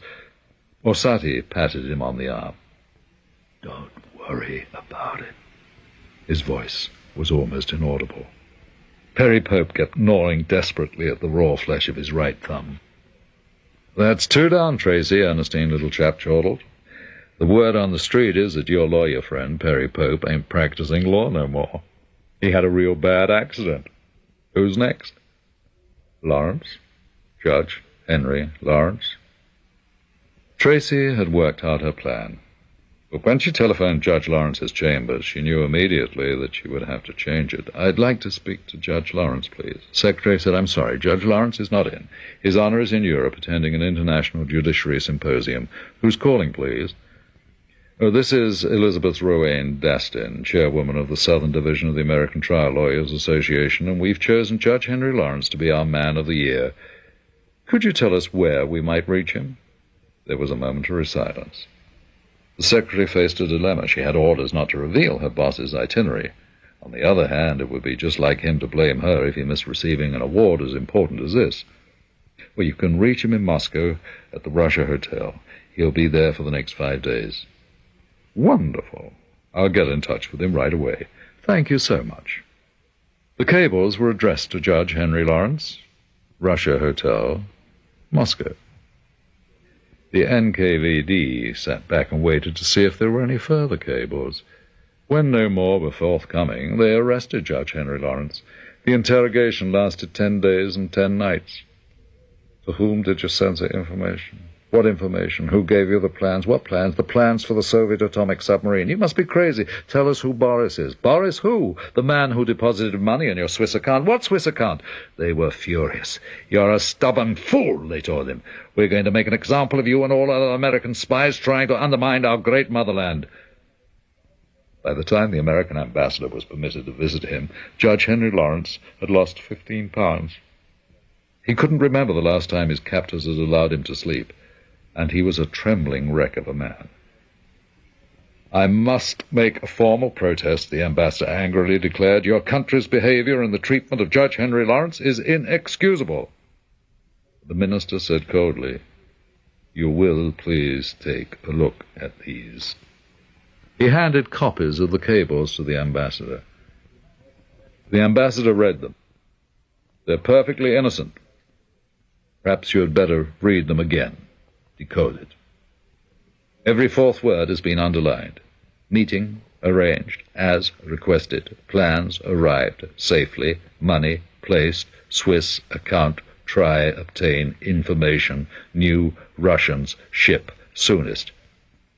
The son of a bitch, the ambassador thought. The press and public were barred from the trial. The prisoner remained stubborn to the last, continuing to deny he was in the Soviet Union on a spying mission. The prosecution promised him leniency if he would divulge who his bosses were, and Judge Lawrence would have given his soul to have been able to do so. But alas, he could not. Judge Henry Lawrence was convicted of espionage and sentenced to Siberia for 14 years of hard labor. Things were not going well for Anthony Orsatti. It had started with Joe Romano's defection, then Perry Pope, and now the judge was gone. The word was out that Tony Orsatti was getting old, that he couldn't keep his men in line, that his organization was coming apart. Ernestine had prepared shrimp gumbo for dinner, and it was simmering on the stove while she and Tracy waited for Al to arrive. When finally Al walked into the small apartment, Ernestine screamed, "Where the hell you been? The damn dinner is burning, and so am I." "I've been busy digging the scam, woman, and wait till you hear what I got." He turned to Tracy. "The mob's putting the arm on Tony Orsatti. The family from New Jersey's coming to take over." His face split into a broad grin. "You got this son of a bitch." For so long now, her every waking thought had been to avenge what had been done to her mother and herself. And now that it was almost finished, there was only an emptiness inside her. The following morning, Tracy stopped at a florist. "I want some flowers delivered to Anthony Orsatti, a funeral wreath of white carnations on a stand with a wide ribbon. I want the ribbon to read, 'Rest in peace.'" She wrote out a card. It said, "From Doris Whitney's daughter." Philadelphia, Tuesday, October the 7th, 4 p.m. It was time to deal with Charles Stanhope III. The others had been strangers. Charles had been her lover, the father of her unborn child, and he had turned his back on both of them. She arrived in Philadelphia and checked into the Hilton Hotel and steamed out her one good dress over the hot tub. That evening, Tracy treated herself to dinner at the Café Royal. She ordered a vodka martini, and as the waiter brought it to her table, Tracy glanced up and her heart suddenly skipped a beat. Seated in a booth across the room were Charles and his wife. They had not yet seen her. Tracy's first impulse was to get up and leave. She was not ready to face Charles, not until she had a chance to put her plan into action. She looked over at Charles again, and an astonishing phenomenon occurred. It was as though she were looking at a stranger. She was seeing a sallow, drawn-looking, middle-aged, balding man with stooped shoulders and an air of ineffable boredom on his face. Tracy glanced at his wife. She wore the same bored expression as Charles. They gave the impression of two people trapped together for eternity, frozen in time. They simply sat there, speaking not one word to each other. Tracy could visualize then endless, tedious years ahead of the two of them. No love, no joy. That is Charles's punishment, Tracy thought, and she felt a sudden urge of release, of freedom from the deep, dark, emotional chains that bound her. Tracy signaled to the captain and said, "I am ready to order now." It was over. The past was finally buried. The next morning, Tracy checked out of the Hilton and was on her way to New York City. Tracy had received the standard $200 from the state prison upon her release, plus the small amount of money she had earned taking care of Amy. She had no financial security. It was imperative she get a job as quickly as possible. She checked into an inexpensive hotel on Lexington Avenue and began sending out applications to New York banks, applying for a job as a computer expert. But Tracy found that the computer had suddenly become her enemy.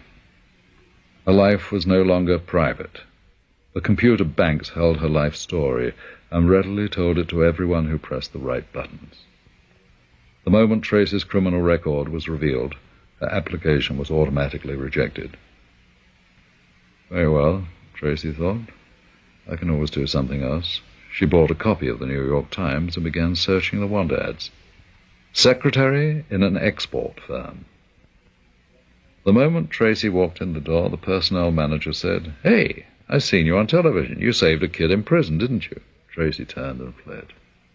The following day she was hired as a saleswoman in the children's department at Saks Fifth Avenue.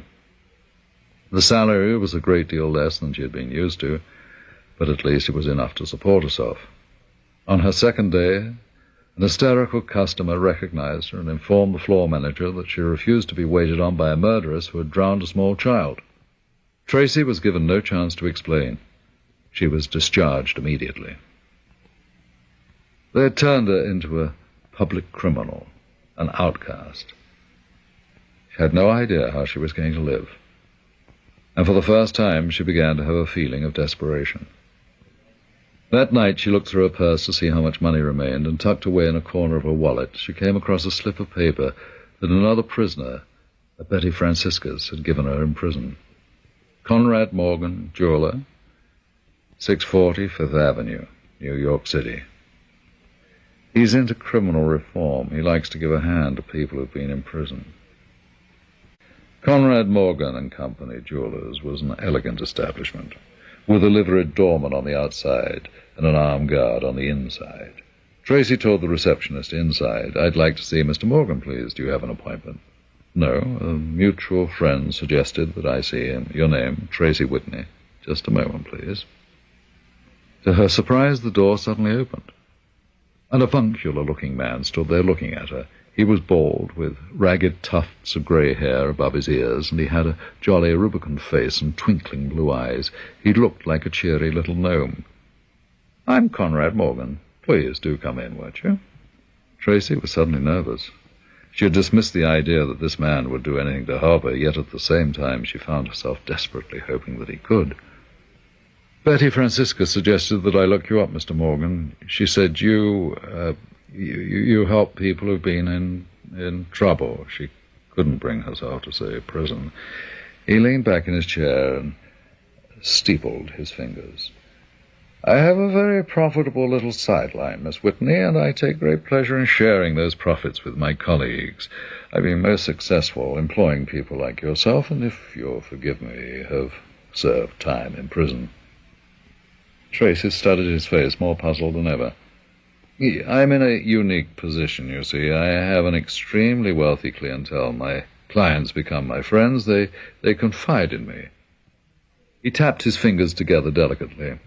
"I know when my customers take trips. Very few people travel with jewelry in these perilous times, so their jewels are locked away at home. I recommend to them the security measures they should take to protect them. I know exactly what jewels they own, because they purchased them from me. Tracy found herself on her feet. "Thank you for your time, Mr. Morgan." She could feel her cheeks burning. "I'm not a criminal. I came here looking for a job." "And I'm offering you one, my dear. It will take an hour or two of your time, and I can promise you $25,000. He smiled impishly. "Tax-free, of course." "I'm not interested. Will you let me out?" You will let me know if you change your mind, won't you? The best time to telephone me is after 6 o'clock in the evening. I'll wait for your call. Tracy lay awake all night thinking about her future. She had no job and very little money left. She made 2 resolutions. In the morning, she would move to a cheaper place, and she would find a job. Any kind of job. The cheaper place turned out to be a dreary 4th-floor walk-up, 1-room apartment on the Lower East Side. The job was a waitress at a restaurant packed with noisy and impatient customers and harassed, irritable fry cooks. By the end of the first day, Tracy was exhausted, but she was earning money. At noon on the second day, as Tracy was serving a table filled with salesmen, one of the men ran his hand up her skirt and Tracy dropped a bowl of chili on his head. That was the end of the job. She walked out of the restaurant and headed for Conrad Morgan and Company Jewelers. "It's ridiculously simple," Conrad Morgan was saying. "A client of mine, Lois Bellamy, has gone to Europe. Her house is in Seacliff on Long Island. On weekends the servants are off, so there's no one there. A private patrol makes a check every 4 hours. You can be in and out of the house in a few minutes." They were seated in Morgan's office. "I know the alarm system, and I have the combination to the safe. All you have to do, my dear, is walk in, pick up the jewels, and walk out again. You bring the jewels to me, I take them out of their settings, recut the larger ones, and sell them again. If you have any scruples about the robbery hurting Mrs. Bellamy, you needn't have.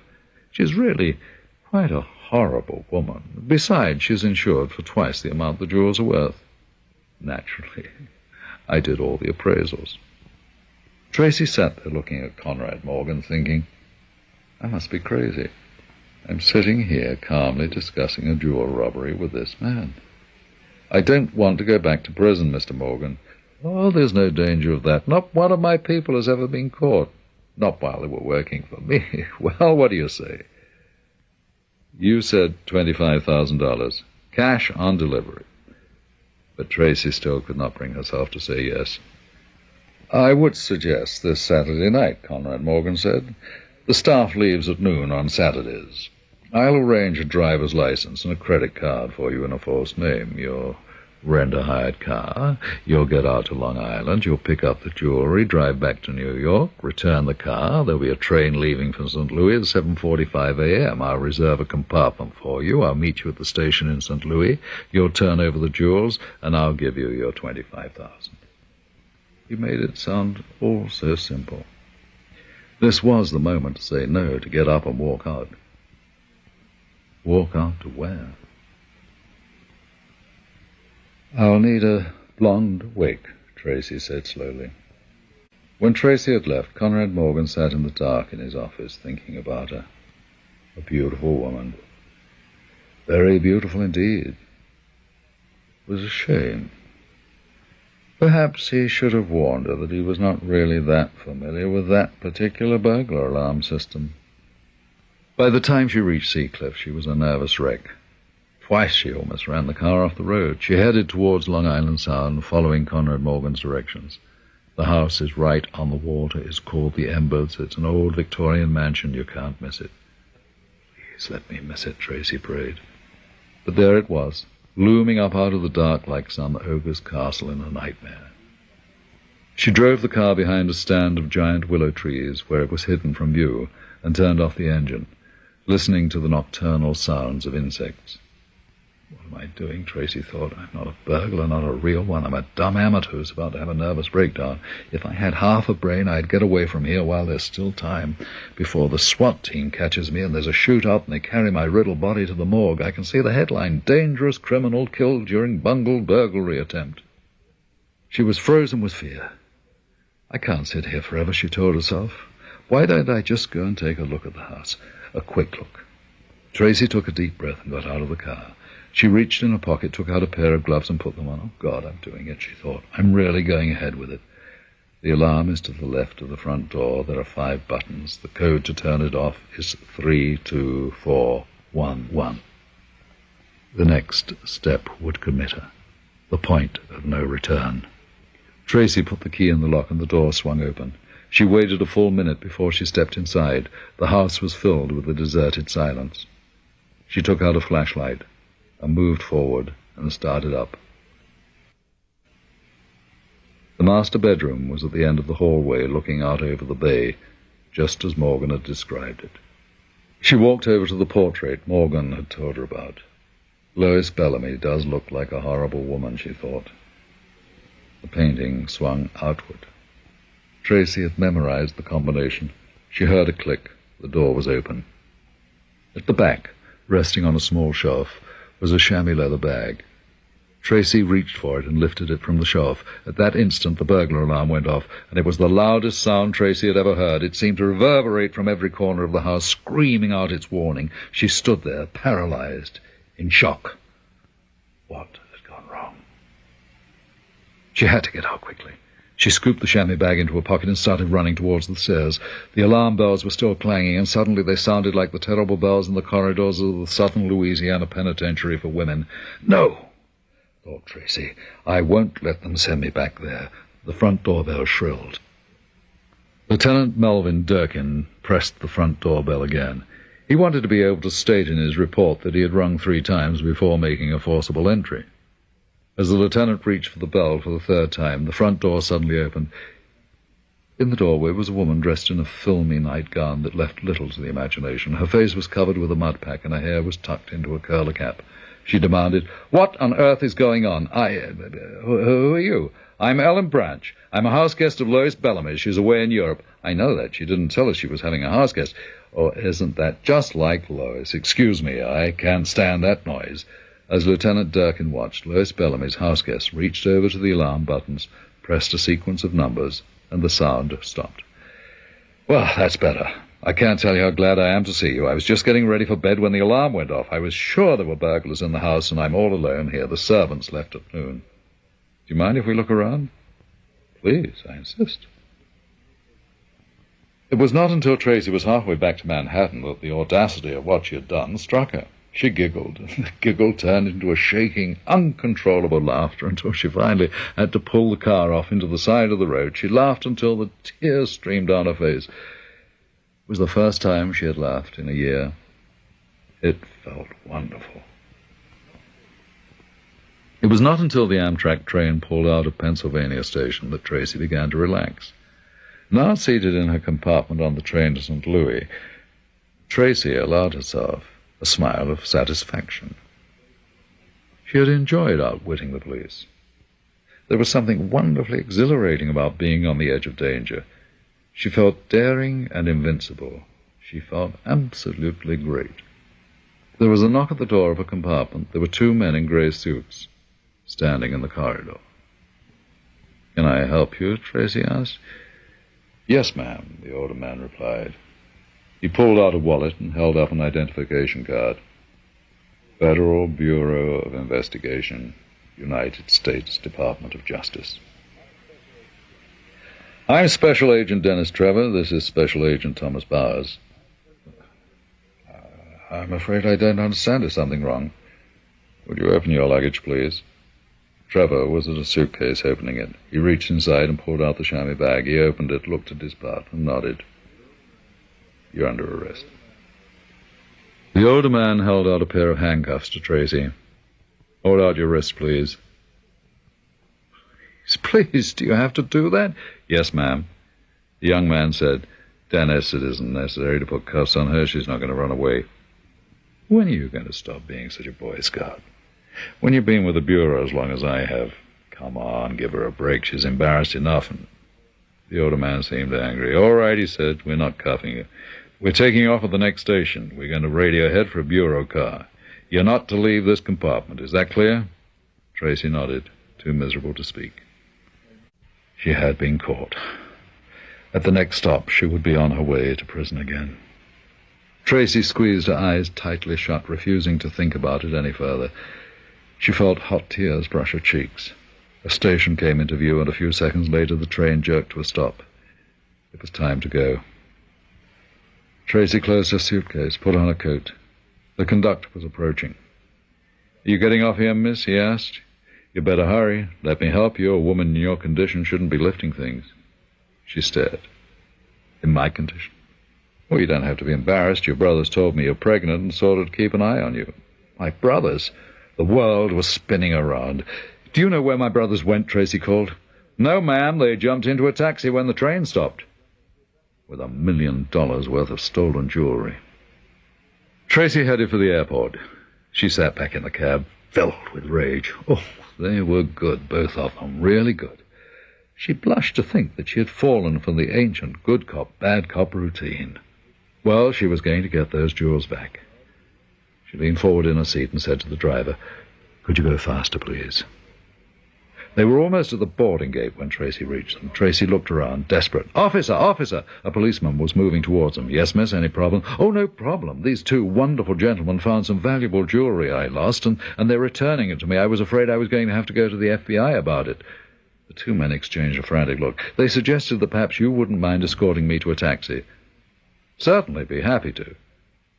The two men looked at the policeman, then at each other, helpless. Reluctantly, Tom Bowers pulled the chamois bag from his pocket. "That's it," Tracy said. She took the bag from his hand, opened it and looked inside. "Oh, thank goodness it's all here. Thank you again." Tracy beamed as she walked away with the policeman at her side. It's so rare to find an honest person these days. Thomas Bowers, nay, Jeff Stevens, sat at the plane window with tears streaming down his face, convulsed with laughter. To Jeff, it was the most ingenious con he had ever witnessed, a scam on top of a scam. Conrad Morgan had told them the woman was an amateur. My God, Jeff thought, what would she be like if she were a professional? Tracy Whitney was without doubt the most beautiful woman Jeff Stevens had ever seen. And clever. Jeff prided himself on being the best confidence artist in the business, and she had outsmarted him. Uncle Willie would have loved her, Jeff thought. It was Uncle Willie who'd educated Jeff. He owned a small traveling carnival and was the most cheerful man Jeff had ever known, filled with optimism and promises of a rosy tomorrow. When Jeff was 14, his mother died in an automobile accident. 2 months later, Jeff's father married a 19-year-old waitress. Jeff went out the window and headed for Cimarron, Kansas, where Uncle Willie's carnival was playing. He never looked back. The carnival was a world unto itself. "We don't run a Sunday school show," Uncle Willie explained to Jeff. "We're flim-flam artists, but remember, Sonny, you can't con people unless they're greedy to begin with. W.C. Fields had it right. You can't cheat an honest man." During the next 4 years, Jeff learned a great deal about human nature. He found out how easy it was to arouse greed and how gullible people could be. They believed incredible tales because their greed made them want to believe. At 18, Jeff was strikingly handsome. Even the most casual woman observer would instantly note and approve his gray, well-spaced eyes, tall build, and curly dark hair. Men enjoyed his wit and air of easy good humor. Even children, as if speaking to some answering child in him, gave him their confidence immediately. Customers flirted outrageously with Jeff. But Uncle Willie cautioned, "Stay away from the townies, my boy. Their fathers are always sheriff." 6 months later, he was in Vietnam. A week before his discharge, he received the news of Uncle Willie's death. The carnival had folded. The past was finished. It was time for him to enjoy the future. The years that followed were filled with a series of adventures. To Jeff, the whole world was a carnival, and the people in it were his marks. It was Jeff that ran into Conrad Morgan. Morgan had once worked for Uncle Willie. "How'd you like to do me a small favor, Jeff?" Conrad Morgan had asked. "There's a young lady traveling on a train from New York to St. Louis with some jewelry." Jeff looked out of the plane window and thought about Tracy. There was a smile on his face. When Tracy returned to New York, her first stop was at Conrad Morgan and Company Jewelers. Conrad Morgan ushered Tracy into his office. "I was getting worried, my dear. I waited for you in St. Louis, and—" "You weren't in St. Louis. You never intended to meet me." "But of course I did. You have the jewels, and you sent 2 men to take them away from me." "I don't understand." "Your men knew exactly where to find me." There was a look of surprise on his cherubic face. "Excuse me." He went through a private door. When he returned, there was a look of dismay on his face. "I'm afraid a mistake has been made, a big mistake." You are a very clever young lady, Miss Whitney. You've earned your $25,000. He smiled admiringly. Give me the jewels and... 50,000. I beg your pardon. I had to steal them twice. That's $50,000, Mr. Morgan. Where are the jewels? Oh, in a locker at Penn Station. As soon as you give me the money in cash and put me in a taxi, I'll hand you the key. Conrad Morgan gave a sigh of defeat. You've got a deal. Thank you, Tracy said cheerfully. It's been a pleasure doing business with you. It's time to begin my new life, Tracy decided. But what kind of life? I've gone from an innocent, naive victim to a what? A thief, that's what. And an adventuress, perhaps. She had outwitted the police, 2 professional con artists, and a double-crossing jeweler. She thought of Ernestine and Amy and felt a pang. On an impulse, Tracy went into FAO Schwartz and bought a puppet theatre and had it mailed to Amy. Next, she bought a blue fox boa for Ernestine and mailed it with a money order for $200. All my debts are paid now, Tracy thought. It was a good feeling. She was free to go anywhere she liked, do anything she pleased. She celebrated her independence by checking into a tower suite at the Helmsley Palace Hotel. Early the following morning, Tracy reserved a suite on the signal deck of the QE2. Her first trip abroad. It had been ridiculously expensive, but Tracy decided it was going to be worth it. In almost every cabin there were farewell parties going on with laughter and champagne and conversation. She felt a sudden ache of loneliness. There was no one to see her off, no one for her to care about, no one who cared about her. Well, that's not true, Tracy told herself. Big Bertha wants me, and she laughed aloud. She had reserved a table upstairs in the Princess Grill, which was smaller and more elegant than the main dining room. She barely had been seated when a familiar voice said, "Well, hello there." She looked up, and there stood Tom Bowers, a bogus FBI man. Oh, no, I don't deserve this, Tracy thought.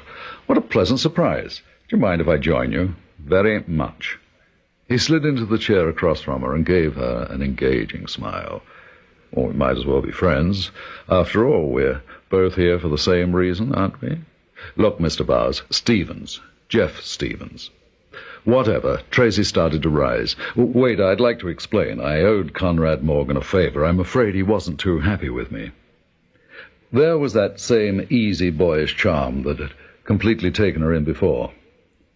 She said, "I'm not too happy with you, either. What are you doing aboard the ship? Shouldn't you be on a riverboat?" "With Maximilian Pierpont on board. This is a riverboat." "Who?" "Max Pierpont is one of the richest men in the world. He loves slow horses and fast women, and he owns a lot of both. He's the last of the big-time spenders." "Oh, and you intend to relieve him of some of his excess wealth?" "Oh, quite a lot of it, as a matter of fact." He was eyeing her speculatively. "Do you know what you and I should do?" "I certainly do, Mr. Stevens. We should say goodbye." And he sat there watching as Tracy got up and walked out of the dining room. She had dinner in her cabin. As she ate, she wondered what ill fate had placed Jeff Stevens in her path again.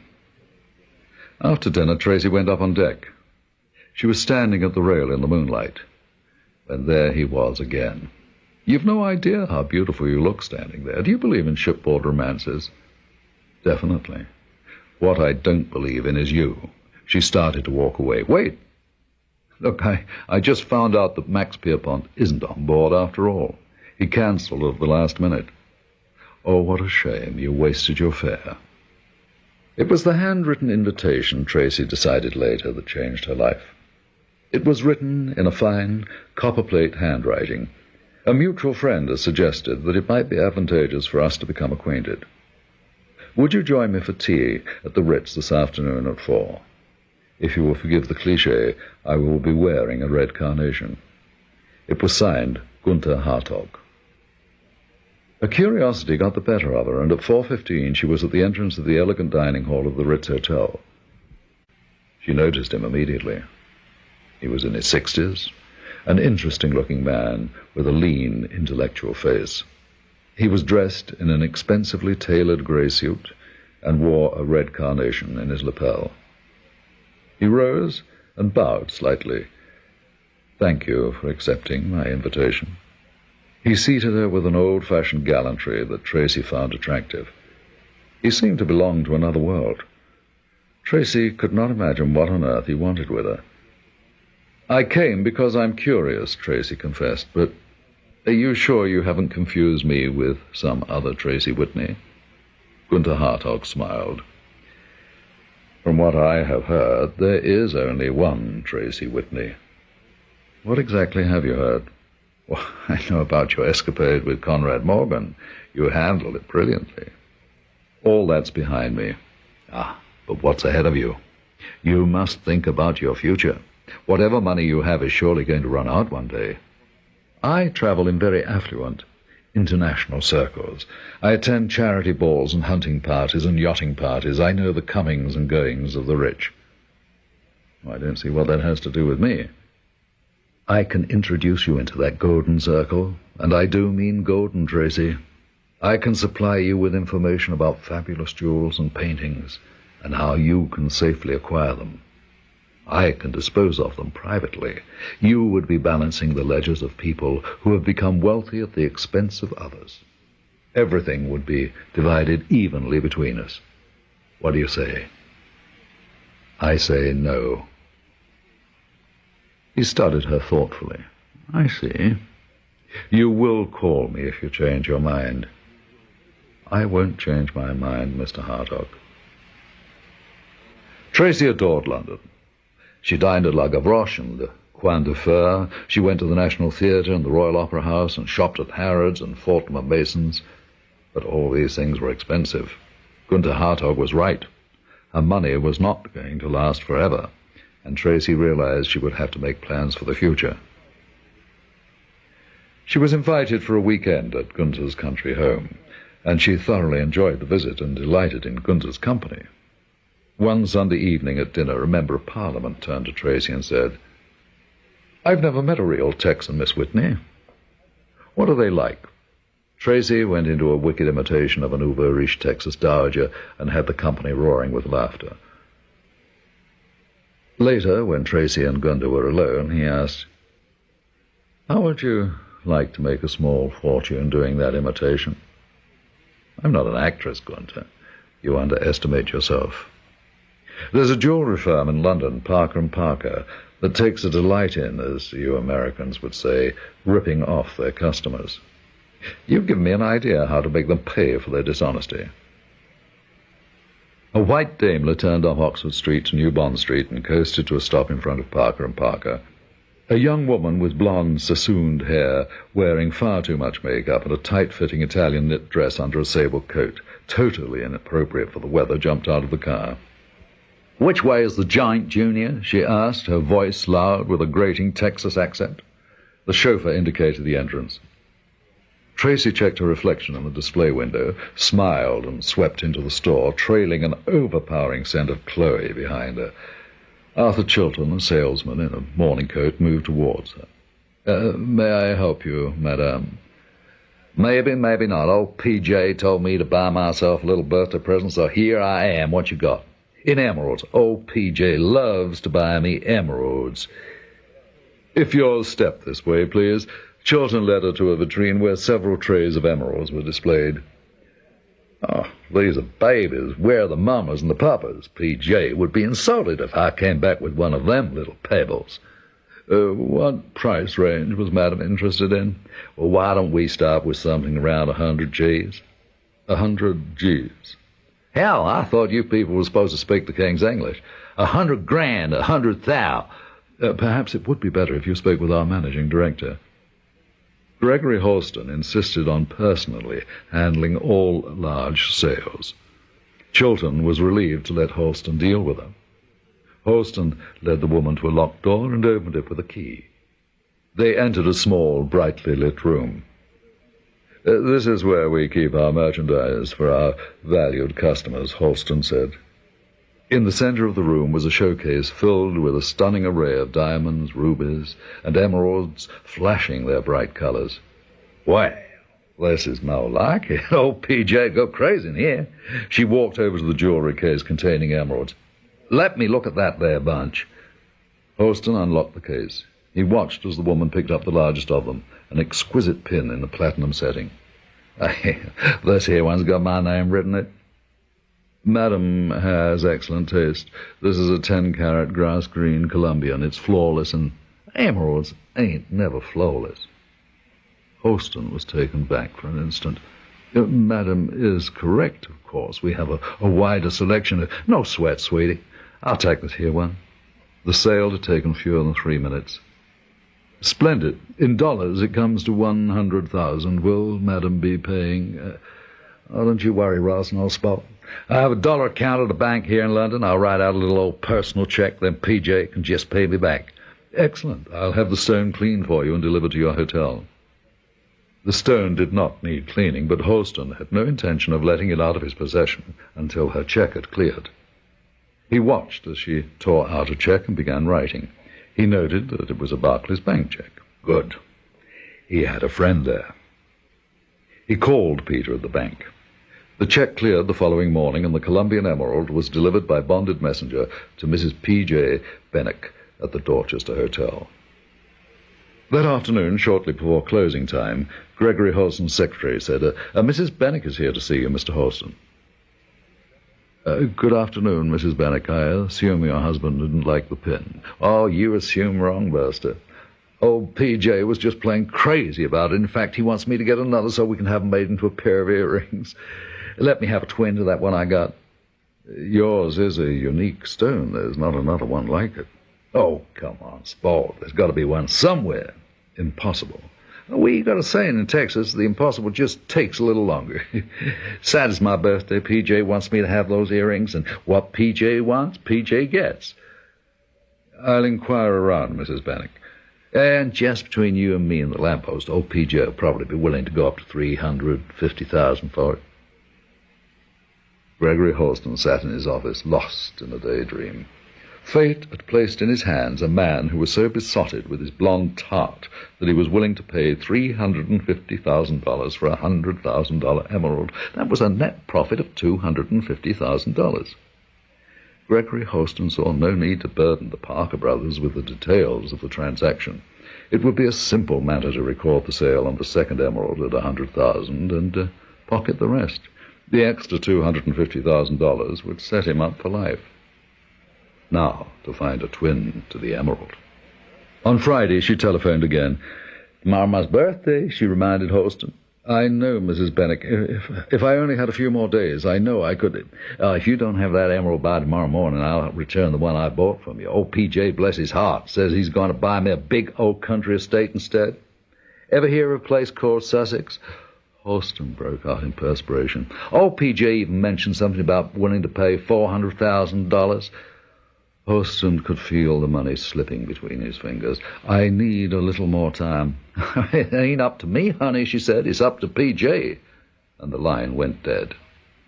Holston sat there cursing fate. He didn't hear his intercom until the third buzz. He pushed on the button and snapped, What is it? There's a Contessa Marissa on the telephone, Mr. Holston. She is calling about our advertisement for the emerald. Buongiorno, signore. I have read you are interested possibly in buying an emerald, see? Gregory Holston was an atheist, but as he walked down the corridor of the Savoy Hotel to Suite 26, he found himself praying. God, let the stone be similar enough to satisfy old P.J. Bennick. He knocked. The door opened, and Holston found himself facing an elegant-looking lady in her 50s, with dark eyes, a lined face, and black hair laced with grey. I'm Gregory Holston. You to telephone me. Sì, I'm a Contessa Marissa. Come in, signori, per favore. Please to see for yourself, the Contessa said. Scusi, non parlo molto bene inglese. I speak poor English. No, it's charming. The emerald.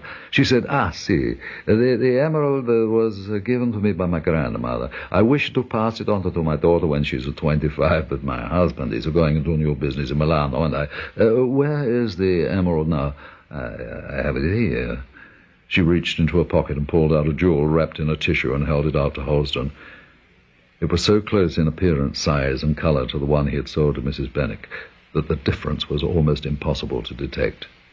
"I have loved it very much all these years. I will hate to part with it." "Oh, you're doing the right thing. Once your husband's business is successful, you'll be able to buy as many of these as you wish. I'm doing a little favor for a friend, Contessa. I imagine he would be willing to pay as much as $60,000 for this stone." "My grandmother would haunt me from her grave if I sold it for $60,000. Why, I think I might persuade my friend to go as high as 100,000. And my husband will need $150,000.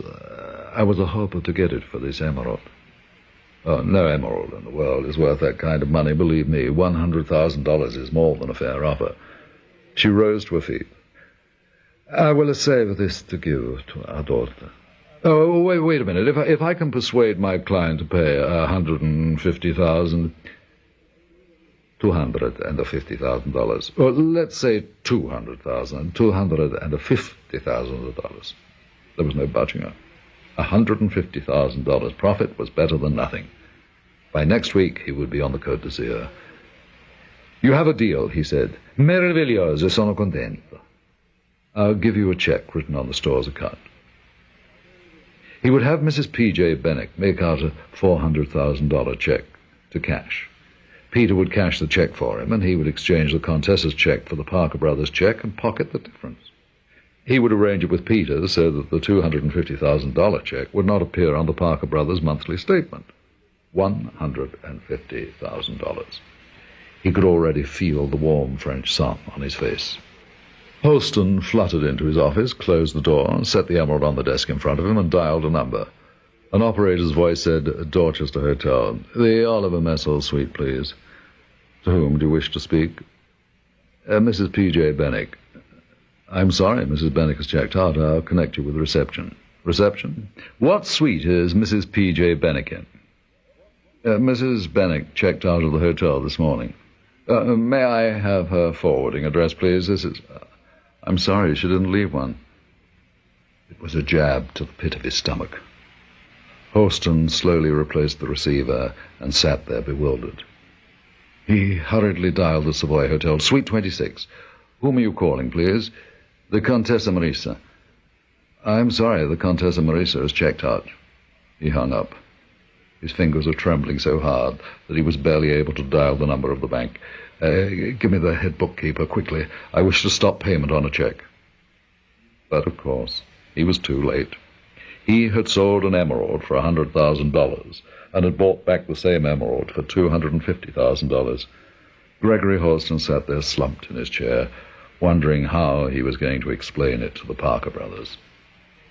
It was the beginning of a new life for Tracy. She purchased a beautiful old Georgian house at 45 Eaton Square. Gunda introduced Tracy as a wealthy young widow. She was an instant success, beautiful, intelligent, and charming.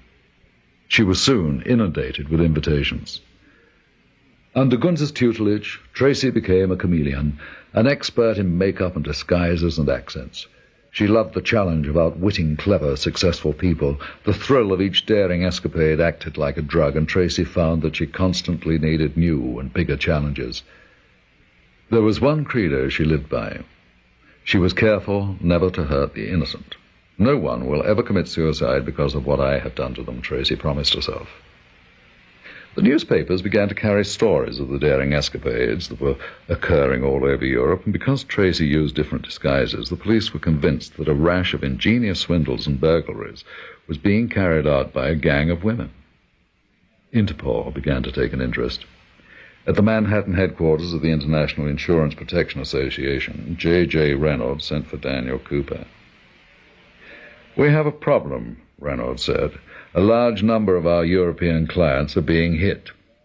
It's your assignment, Dan. You leave for Paris in the morning." Daniel Cooper had not been looking forward to the trip to Europe. He knew about the flesh pots of Paris, and he had no intention of becoming involved. He checked into his room and went directly into the bathroom, ran the bath water, and went into the bedroom to pack. Near the bottom of his suitcase was a small locked box. He carried it into the bathroom and placed it on the sink. He unlocked the box and opened it, and the words screamed up at him from the yellowed newspaper clipping. "Boy testifies in murder trial." 12-year-old Daniel Cooper today testified in the trial of Red Zimmer, accused of the rape murder of the young boy's mother. She had been savagely stabbed to death. Zimmer confessed to being Mrs. Cooper's lover, but denied that he had killed her. The young boy has been placed in the care of an aunt. He looked around wildly. The walls and ceiling of the hotel bathroom were spattered with blood. He saw his mother's naked body floating in the red water. He felt a wave of vertigo and clutched the sink. The screams inside him became guttural moans, and he frantically tore off his clothes and sank down into the blood-warm bath. Tracy's house in Eaton Square was a haven. She had money in safe deposit boxes all over Europe and a chalet in St. Moritz. Everything she would ever need, except for someone to share it with. She could never reveal to any man who she really was, nor could she live a lie by concealing her past. She had played so many parts she was no longer sure who she really was. It's all right, Tracy thought defiantly. A lot of people are lonely. Gunther is right. I have everything. She turned her thoughts towards her next job. It was going to take place in the south of France. Gunther had told her that the police were looking for a gang. She fell asleep with a smile on her lips. Daniel Cooper was reading the reports Inspector Trignon had given him. Some of the scams Cooper was familiar with, but others were new to him. As Inspector Trignon had mentioned, all the victims had unsavory reputations. This gang apparently thinks they're Robin Hoods. Inspector Trignon was losing his patience. "You're wrong. I tell you it is impossible for one woman to be responsible for all these crimes."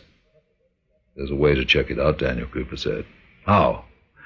"I'd like to see a computer run on the dates and locations of the last few burglaries and swindles that fit into this category." "That's simple enough, but..."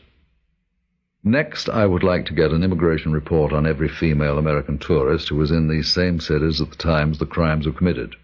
It's possible that she used false passports some of the times, but the probabilities are that she also uses her real identity." "Very well. I will set the wheels in motion." There were 55 names on the list. Inspector Trignon handed the printout to Daniel Cooper.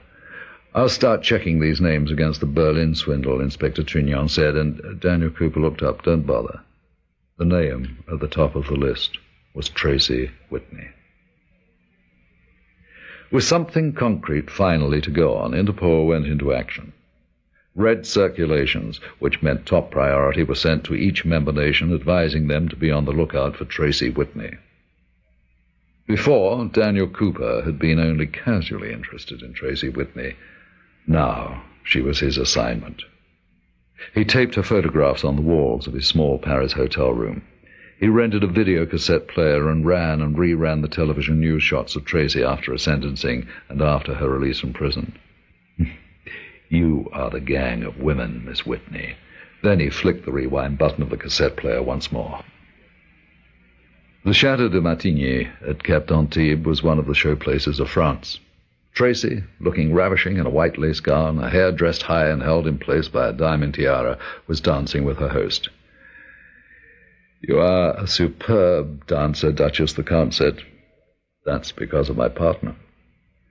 Over the Count's shoulder, Tracy suddenly caught sight of Jeff Stevens, looking suntanned and ridiculously fit. He was dancing with a beautiful, willowy brunette in crimson taffeta. Jeff saw Tracy at the same moment and smiled. The bastard had every reason to smile, Tracy thought grimly. During the previous 2 weeks, Tracy had meticulously planned 2 burglaries, and he had beaten her to both. Now he is here at the house I am planning to burgle next. Jeff and his partner danced nearer. The music stopped. The Count de Matigny apologized to Tracy. "If you'll excuse me, my dear, I have a few hostly duties to attend to." He squeezed her hand. "Don't forget, you're seated at my table." As the Count moved away, Jeff said to his companion, "Angel, you put some aspirin in your bag, didn't you? Could you get one for me? I'm afraid I'm getting a terrible headache." "Oh, my poor darling. I'll be right back, sweetheart." Tracy watched her slink across the floor. Aren't you afraid she'll give you diabetes? Yeah, she's sweet, isn't she? And how have you been lately, Duchess?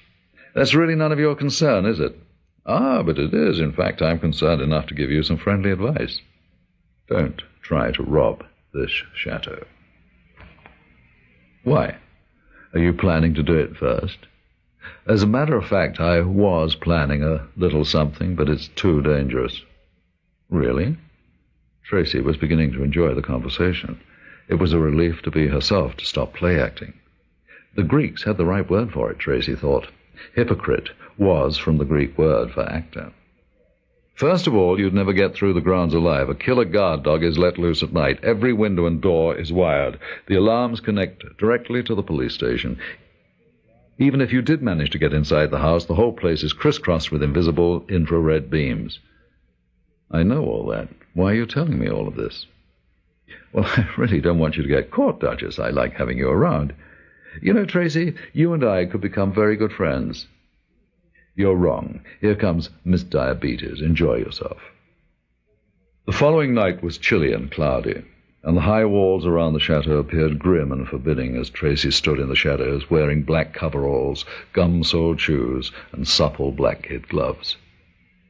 From the other side of the wall came a low, fierce growl that developed into a frenzied barking. Tracy visualized the Doberman's powerful, heavy body and deadly teeth. Now, a slight, middle-aged man, also dressed in black with a rucksack on his back, came out of the van holding on to a female Doberman.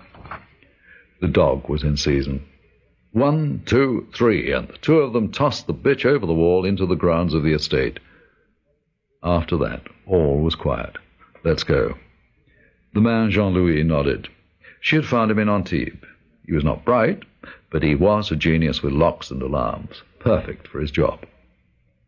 Tracy stepped from the roof of the van onto the top of the wall.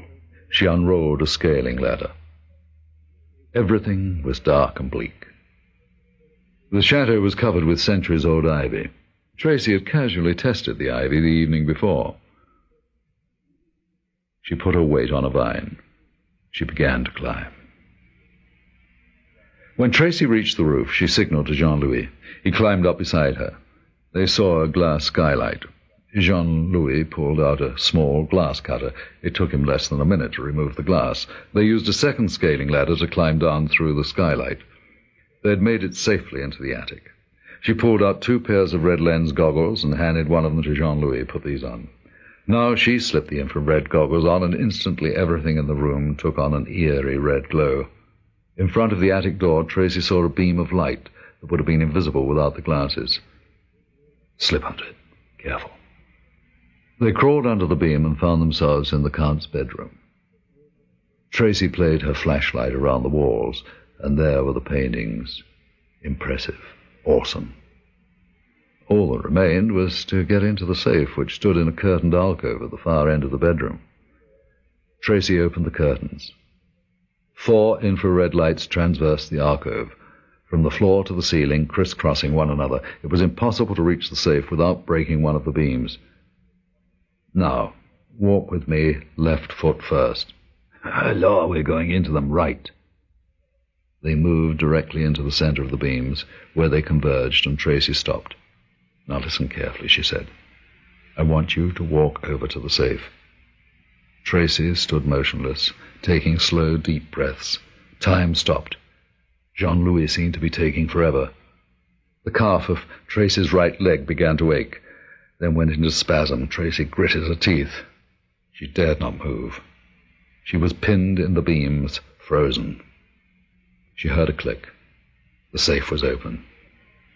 Magnifique! C'est la banque! Do you wish everything? No. No papers. Only the jewels. Whatever cash is there is yours. Merci. A few moments later, he was walking toward her. Formidable, but how do we get out of here without breaking the beam? We don't. Stand in front of me, but do as I say. Now, very slowly, we're going to back out of the room. And then, my friend, we run for it. Inch by inch, they backed through the beams towards the curtains. Now, the instant they stepped out of the beams, the alarm sounded. The noise was deafening, shattering. Tracy streaked to the attic and scurried up the hook ladder, Jean-Louis close behind. They raced across the roof and clambered down the ivy, and the two of them sped across the grounds toward the wall where the second ladder was waiting. Moments later, they reached the roof of the van and scurried down. Tracy leapt into the driver's seat, Jean-Louis at her side. As the van raced down the side road, Tracy saw a dark sedan parked under a grove of trees. For an instant, the headlights of the van lit the interior of the car. Behind the wheel sat Jeff Stevens. At his side was a large Doberman. Tracy laughed aloud and blew a kiss to Jeff as the van sped away. From the distance came the wail of approaching police sirens. From July to September, the wealthy and titled of Europe flocked to Biarritz to enjoy the gambling and the sun and their memories. On an afternoon in late August, the French Baroness Marguerite de Chantilly swept into the lobby of the Hôtel du Palais. The Baroness walked up to the concierge. "Ma clé, s'il vous plaît." "Certainly, Baroness." He handed Tracy her key and several telephone messages. As Tracy walked toward the elevator, a bespectacled, rumpled-looking man crashed into her, knocking the purse from her hand. "Oh, dear," he said, "I'm terribly sorry." He picked up the purse and handed it to her. "Please forgive me." He spoke with a Middle European accent. The Baroness Marguerite de Chantilly gave him an imperious nod and moved on. At 8 o'clock that evening, the Baroness Marguerite de Chantilly was seated in the hotel's bar when the man who had collided with her earlier approached her table. "Excuse me, but I must apologize again for my inexcusable clumsiness this afternoon." "Oh, it's quite all right. I would feel much better if you would permit me to buy you a drink." "Oui, if you wish." He slid into a chair opposite her. "I am Professor Adolphe Zuckerman. Marguerite de Chantilly. What are you drinking?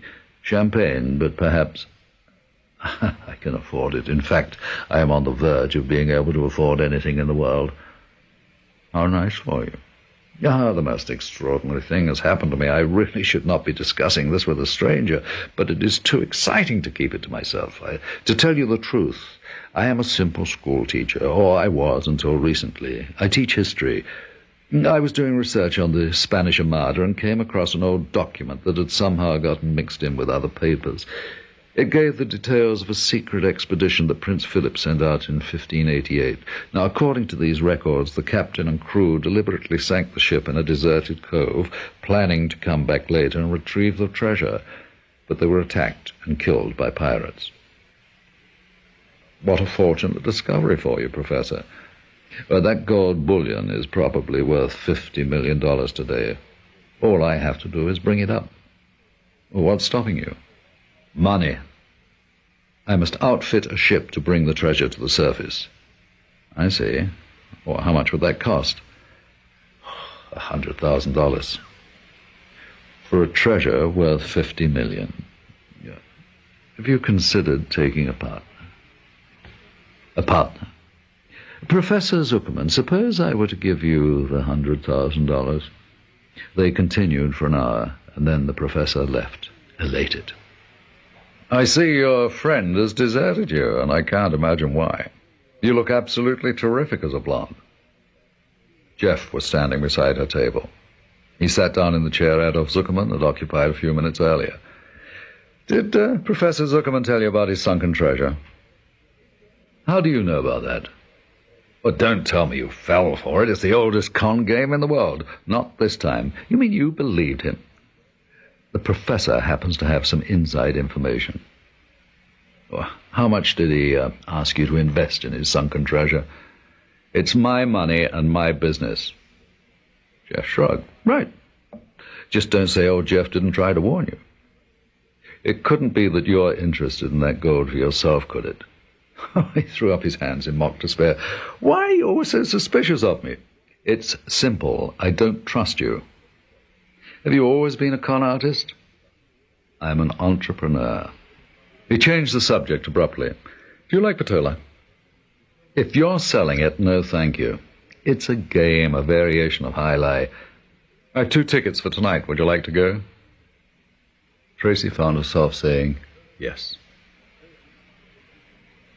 Tracy smiled, wondering if Jeff had any idea how much alike they were. She enjoyed being with him, but she was sure that given the opportunity, he would not hesitate to double-cross her. He was a man to be careful of, and that she intended to be.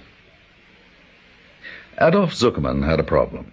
He was seated in the office of Armand Grangier, the owner of an illegal private casino. He saw the look of contempt on Armand Grangier's face. What's the problem, Chief? The problem is that I just received a call from one of my boys in Paris. He forged a passport for your Baroness. Her name is Tracy Whitney, and she's American. She really seemed interested, Chief. She is a con artist. You try to pull a swindle on a swindler. Now you pick up that phone and tell her that a friend of yours has offered to put up half that money and that I'm on my way over to see her. When Armand Grangier reached the door of the Baroness's suite, he found it ajar. He pushed it open and entered. The living room was deserted. Hello, anyone here? I'm in the bath. I'll be with you in a minute. Grangier wandered around the suite and strolled into the bedroom. Expensive jewelry was carelessly spread out on a dressing table. I won't be a minute. No hurry, Baroness. He walked over to the door that connected to the adjoining room. It was locked. Grangier took out the skeleton key and opened the door. The room he stepped into had a musty, unused smell. The concierge had said that no one occupied it. Then did she need... Grangier walked over to the closed door and opened it. A row of wet $100 bills held up by clothespins on a wire was strung across the closet, hanging out to dry. On a typewriter stand was an object covered by a draped cloth. Grangier flicked up the cloth. He uncovered a small printing press with sheets of blank paper the size of American currency and a paper cutter. Several $100 bills that had been unevenly cut were scattered on the floor. An angry voice behind Grangier demanded, "What are you doing in here?" Grangier spun around. Tracy Whitney, wrapped in a towel, had come into the room. Counterfeit. You were going to pay us off with counterfeit money. All right, but it wouldn't have mattered. No one can tell these from the real thing. He studied the bill in his hand again. I'll take this. Take as many as you like. It's only paper. Grangier grabbed a handful of the wet $100 bills. Don't leave the hotel, he ordered. I have a friend I want you to meet. Early the following morning, Armand Grangier sent for Zuckerman and handed him one of the $100 bills. I want you to go to the bank, Grangier ordered. This is what I want you to say. Adolphe Zuckerman walked into the lobby of the Banque de France. May I help you? The manager asked. Yes, you see, I got into a poker game last night with some Americans I met at a bar, and you lost. No, I won. The only thing is, the men didn't look quite honest to me. He pulled out two $100 bills. I'm afraid they might be counterfeit. The bank manager examined them carefully. First one side, and then the other, then held them up to the light. You were lucky, monsieur. These bills are genuine. No problem at all, Chief. He said they were genuine. Armand Grangier sat there thinking. Go get the Baroness. Tracy was seated in Armand Grangier's office. You and I are going to be partners. I don't need a partner, and Biarritz is my town. You try to pass a single one of those bills and you'll get arrested so fast you won't know what hit you. Comprenez-vous? Now, tell me where you got your printing press. Tracy hesitated, and Grangier enjoyed her squirming. I bought it from an American living in Switzerland. He was an engraver with the U.S. Mint, and when they retired him, he smuggled out some $100 plates that were supposed to have been destroyed and used his contacts to get the paper that the Treasury Department prints its money on. How much money can that press turn out in a day? Only $1 bill an hour. Isn't there a larger press? Yes, he has one that will turn out 50 bills every 8 hours, $5,000 a day, but he wants $500,000 for it. Buy it, Grangier said. I don't have $500,000. I do. How soon can you get hold of the press? Grangier picked up the telephone. Louis, I want $500,000 worth of French francs. Take what we have from the safe and get the rest from the banks. Bring it to my office. Vite. 2 hours later, the money arrived in a large sack. I have a house up in the hills that's very private. You will stay there until we set up the operation. Now call your friend in Switzerland and tell him you're buying the big press. I have his phone number at the hotel. I'll call him from there. Give me the address of your house, and I'll tell him to ship the press there. No, I don't want to leave a trail. I'll have it picked up at the airport. We will talk about it at dinner tonight. I'll see you at 8 o'clock. It was a dismissal. Tracy rose to her feet. Be careful with the money. I wouldn't want anything to happen to it or to you. Nothing will. I know Professor Zuckerman is going to escort you to your hotel. The two of them rode in the limousine in silence, the money bag between them. Grandier had ordered Zuckerman to keep an eye on her, and he intended to do that. At precisely 8 o'clock, Grandier walked into the Hotel du Palais, and noticed with satisfaction that Zuckerman was seated near the entrance, keeping a watchful eye on the doors. Grandier walked over to the desk. Jules, tell the Baroness of Chantilly I'm here. Have her come down to the lobby. But the Baroness has checked out, Monsieur Grandier. You are mistaken. Call her. I checked her out myself. Impossible. When? Shortly after she returned to the hotel, she asked me to bring her bill to her suite so she could settle in cash. In cash? French francs? As Grandier passed Zuckerman, he hissed, "Why are you sitting there, you idiot? She's gone. Or she hasn't come down to the lobby. I've been watching for her." "Have you been watching for a nurse, a grey-haired old lady, a maid going out the service door?" "Why would I do that?" The suite looked exactly the same as when Grandier had seen it last. The connecting door to the adjoining room was open. Grandier stepped in and hurried over to the closet and yanked open the door. The printing press was still there, thank God. Armand Grandier dialed the number of police headquarters and asked to talk to Inspector Dumont. 15 minutes later, his friend, the inspector, arrived, accompanied by a man with an épicin figure. "This is Monsieur Daniel Cooper." Cooper spoke up. "You mentioned to Inspector Dumont that she's involved in a counterfeit operation. I have all the evidence you need right here. There is the press she printed her money on." "You're stupid. This is an ordinary printing press. The only thing you could print on this is letterheads." "Letterheads? You actually believed in the fable of a machine that turns paper into genuine $100 bills? I tell you, I saw it with my own eyes." What had he seen? Some wet $100 bills strung up to dry, some blank paper, and a paper cutter. The enormity of the swindle began to dawn on him. There was no counterfeiting operation, no engraver waiting in Switzerland. Tracy Whitney had never fallen for the sunken treasure story. The bitch had used his own scheme as the bait to swindle him out of $500,000. Oh, if the word of this got out. The two men were watching him. "Do you wish to press charges of some kind, Armand?" "No, I do not wish to press charges." Africa, Armand Grandier thought. "They'll never find me in Africa." Daniel Cooper was thinking, "Next time. I'll get her next time." "I've something for you that is quite out of the ordinary, Tracy. I think you'll find it a real challenge," said Gunther. "A wealthy client is eager to acquire a certain painting. It's a Goya called Puerto. He'll pay whomever can obtain it for him $500,000 in cash. That's above my commission. Are there others trying?" "Frankly, yes. In my opinion, the chances of success are limited." "Where is the painting?" "In the Prado Museum in Madrid." "This will take a great deal of ingenuity. That is why I thought of you, my dear Tracy." "I love traveling," Tracy said. And do you know what city I've always wanted to see, Gunther?" "Madrid." The Ritz Hotel in Madrid is considered the best hotel in Spain.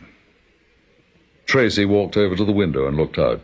Directly below, across the street, was the Prado Museum. This will do nicely. On the previous day, an XD urgent cable had come in for Santiago Romero, the police commandant in Madrid, informing him of Tracy Whitney's impending arrival. The commandant telephoned Interpol headquarters in Paris.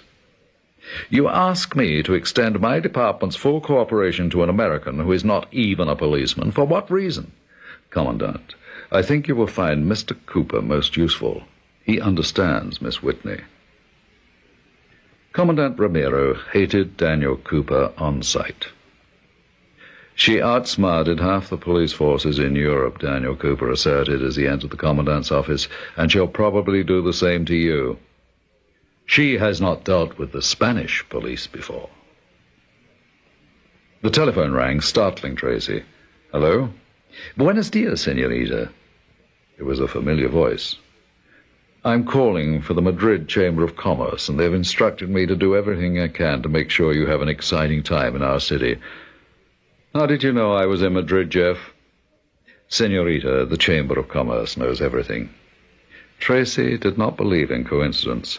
Jeff Stevens was there for the same reason she was, to steal the puerto. He asked her if she was free for dinner. It was a dare. Yes. Good. I'll make a reservation at the Jockey. Daniel Cooper, seated at a small round table in a corner of the lobby with a glass of Perrier before him, watched Tracy as she greeted her escort, and he felt a sense of enormous power. Justice is mine. I am going to punish you. Cooper knew that no police force in the world was clever enough to catch Tracy Whitney, but I am, Cooper thought. She belongs to me. She had become an obsession. He dreamed about Tracy at night.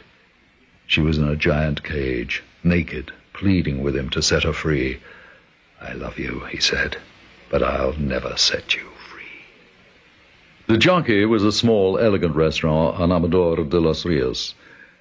There's a strange rumor around, Jeff was saying. What kind of rumor? Have you ever heard of Daniel Cooper? He's an insurance investigator, very bright. No, what about him? Be careful. He's dangerous. I wouldn't want anything to happen to you. Don't worry. Oh, but I have been, Tracy.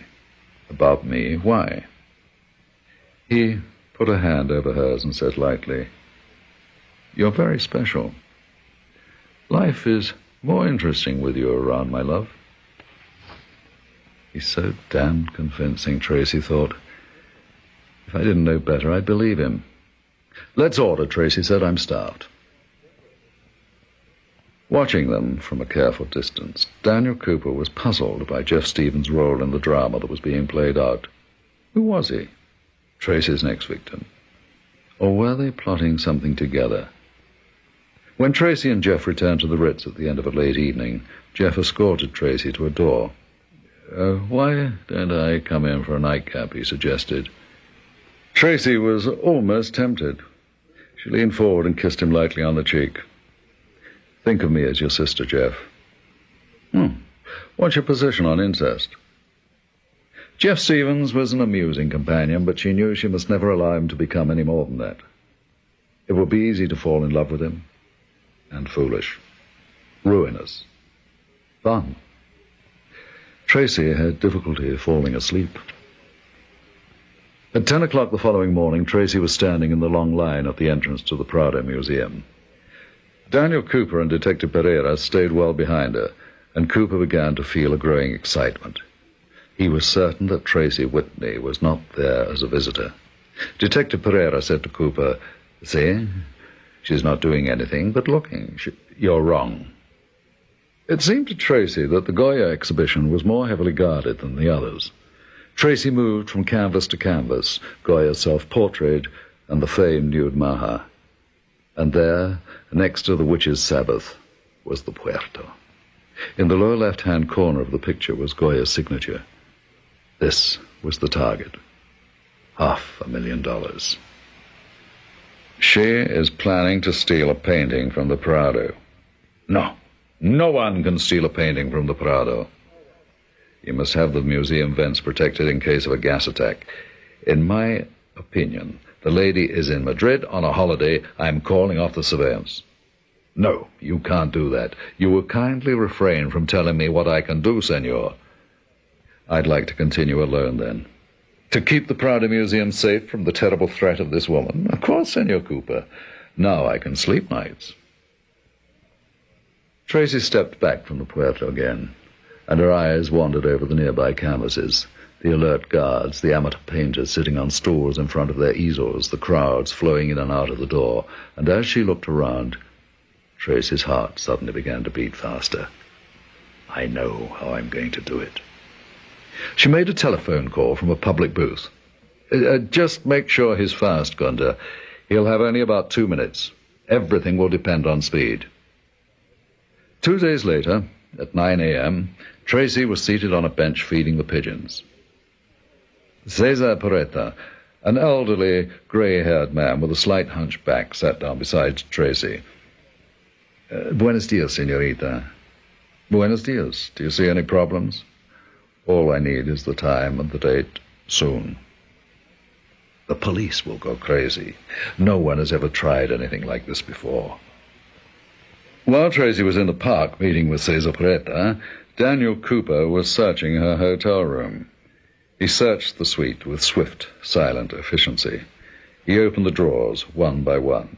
He picked up a pair of pink underpants and rubbed them against his cheek and imagined her sweet-smelling flesh in them. Cooper walked into the bathroom. There were drops of water in the tub. Her body had lain there. He felt an erection begin.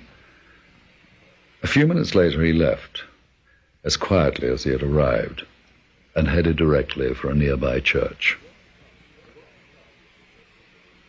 The royal party was scheduled to appear at the Prado at exactly 11 a.m. At the entrance, the director of the museum, Christian Machada, nervously awaited the arrival of His Highness. The royal tour began upstairs on the main floor. The prince moved slowly, enjoying the visual feast spread before him. Tracy was in the room next to the salon where the Puerto was being exhibited. Through the open door she could see the hunchback Cesar Porretta seated before an easel, copying Goya's clothed maja, which hung next to the Puerto. A guard stood 3 feet away. A group of Japanese tourists fluttered into the salon, chattering like a flock of exotic birds. Now, Tracy told herself. She moved toward the woman painter. As a Japanese man brushed in front of Tracy, Tracy fell backwards, as if pushed, bumping the artist and sending her, the easel, canvas, and prints flying to the ground. "Oh, I'm terribly sorry." As she moved to assist the startled artist, Tracy's heels stamped into the scattered paints, smearing them into the floor. Daniel Cooper had seen everything, hurried closer, every sense alert. He was sure Tracy Whitney had made her first move. The guard rushed over, calling out, "Que pasa? Que pasa?" Tourists milled around the fallen woman, smearing the paints from the crushed tubes into grotesque images on the hardwood floor. It was an unholy mess, and the prince was due to appear at any moment. Tracy watched as the guard from the next room came running in to help. Cesar Porretta was alone in the salon with the Puerto. "Get the director!" 2 minutes later, Christian Machado was at the scene of the disaster. The director took one horrified look and screamed, "Get some cleaning woman down here, quickly! Mops and cloths and turpentine, pronto!" Tracy watched the guard push his way through the crowd to the room where Cesar Porretta was working. Cooper had not taken his eyes off Tracy for an instant. But to what purpose? Somehow Cooper felt that whatever had been planned had already happened. Christian Machado was seated in his office enjoying his morning cup of strong black coffee and congratulating himself on what a success the prince's visit had been. His secretary walked into the office. "Excuse me, sir, there is a gentleman to see you. He asked me to give you this." She handed the director a letter. It was on the letterhead of the Kunsthaus Museum in Zurich. "My esteemed colleague, this letter will serve to introduce Monsieur Henri Rondel, our senior art expert." Sooner or later, the director thought happily, everyone comes to me. Send him in. Henri Rondel was a tall, distinguished-looking, balding man with a heavy Swiss accent. When they shook hands, Machado noticed that the index finger on the right hand of his visitor was missing. Please come with me. I shall personally escort you." The two men spoke as one expert to another, evaluating the various artists' style and perspective and color sense. "Now, for the pride of Spain, Goya." "Never have I seen anything so magnificent." "A Witch's Sabbath," Rondel said. "Brilliant." They moved on. "Goya's self-portrait, fantastic." Christian Machado beamed. Rondel passed in front of the Puerta. "A nice fake." He started to move on. "What? What was it you said, senor?" "I said it's a nice fake." "I assure you it's genuine. I have its provenance." "It was done by Goya's disciple, Eugenio Lucas y Padilla. I personally purchased this painting. It has passed the spectrograph test, the pigment test. You can reassure yourself very simply if you wish." Take the painting back to your restoration room and test the signature. Lucas's ego made him sign his own paintings, but his pocketbook forced him to forge Goya's name over his own, increasing the price enormously. You must forgive me, I'm afraid I'm late for an engagement. Thank you so much for sharing your treasures with me. I'm at the Villa Magna, if I can be of service. Christian Machado watched him leave. How dare that Swiss idiot imply that the precious Goya was a fake? The director summoned his assistant and ordered the Puerto moved to the restoration room. Juan Delgado poured isopropyl alcohol onto a small cotton ball and set it on the table next to the painting. On a second cotton ball, he poured petroleum distillate, the neutralizing agent. I'm ready, senor. Be careful. He touched the first letter of the signature, instantly applying the second cotton ball. Christian Machado stood there staring at the painting, unable to believe what he was seeing. The G in Goya's name was fading, and in its place was a clearly visible L. Shall I go on? Go on. Slowly, letter by letter, Goya's signature faded under the application of the solvent, and the signature of Lucas materialized. Each letter was a blow to Machado's stomach. He had been deceived. He stumbled back to his office and telephoned Henri Randall. Lucas has deceived many experts, Randall said comfortingly. His forgeries happen to be a hobby of mine. I paid $3.5 million for that painting. You may be in luck. I might have a client who would be willing to purchase the Lucas. He collects them. He is a man of discretion. I would be glad to get rid of it. I never want to see it again. A fake among my beautiful treasures. I'd like to give it away. At a hastily held meeting, the stunned board of directors decided that the exposure of one of the Prado's prize paintings as a forgery had to be avoided at any cost. That afternoon, a deal was struck. Henri Randall went to the Bank of Spain and returned with a certified check for $50,000, and the Lucas y Padilla was handed over to him, wrapped in an inconspicuous piece of burlap.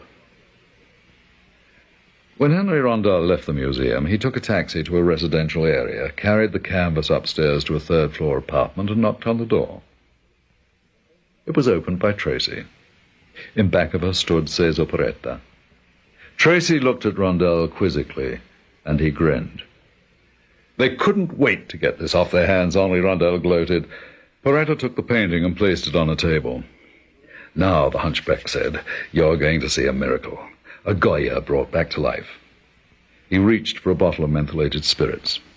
It was Miss Whitney's idea, the hunchback admitted. She asked whether it would be possible to cover up the original artist's signature with a fake signature and then cover that with the original name. Well, first I covered Goya's signature with a layer of super-refined white French polish to protect it. Then over that I painted Lucas's name with a quick-drying acrylic-based paint. On top of that, I painted in Goya's name with an oil-based paint with a light picture varnish. When the top signature was removed, Lucas's name appeared. Porretta asked, how do you plan to carry the painting out of the country? I'm having a messenger collected here. Wait for him. On her way back to the Ritz, Tracy was filled with a sense of exhilaration. Everything is a matter of psychology. Tracy visualized Jeff Stevens' face when he learned how he had been outwitted, and she laughed aloud. She waited in a hotel suite for the messenger, and when he arrived, Tracy telephoned Cesar Porretta. The messenger's here now. I'm sending him over to pick up the painting. See that... What? What are you talking about? Your messenger picked up the painting half an hour ago.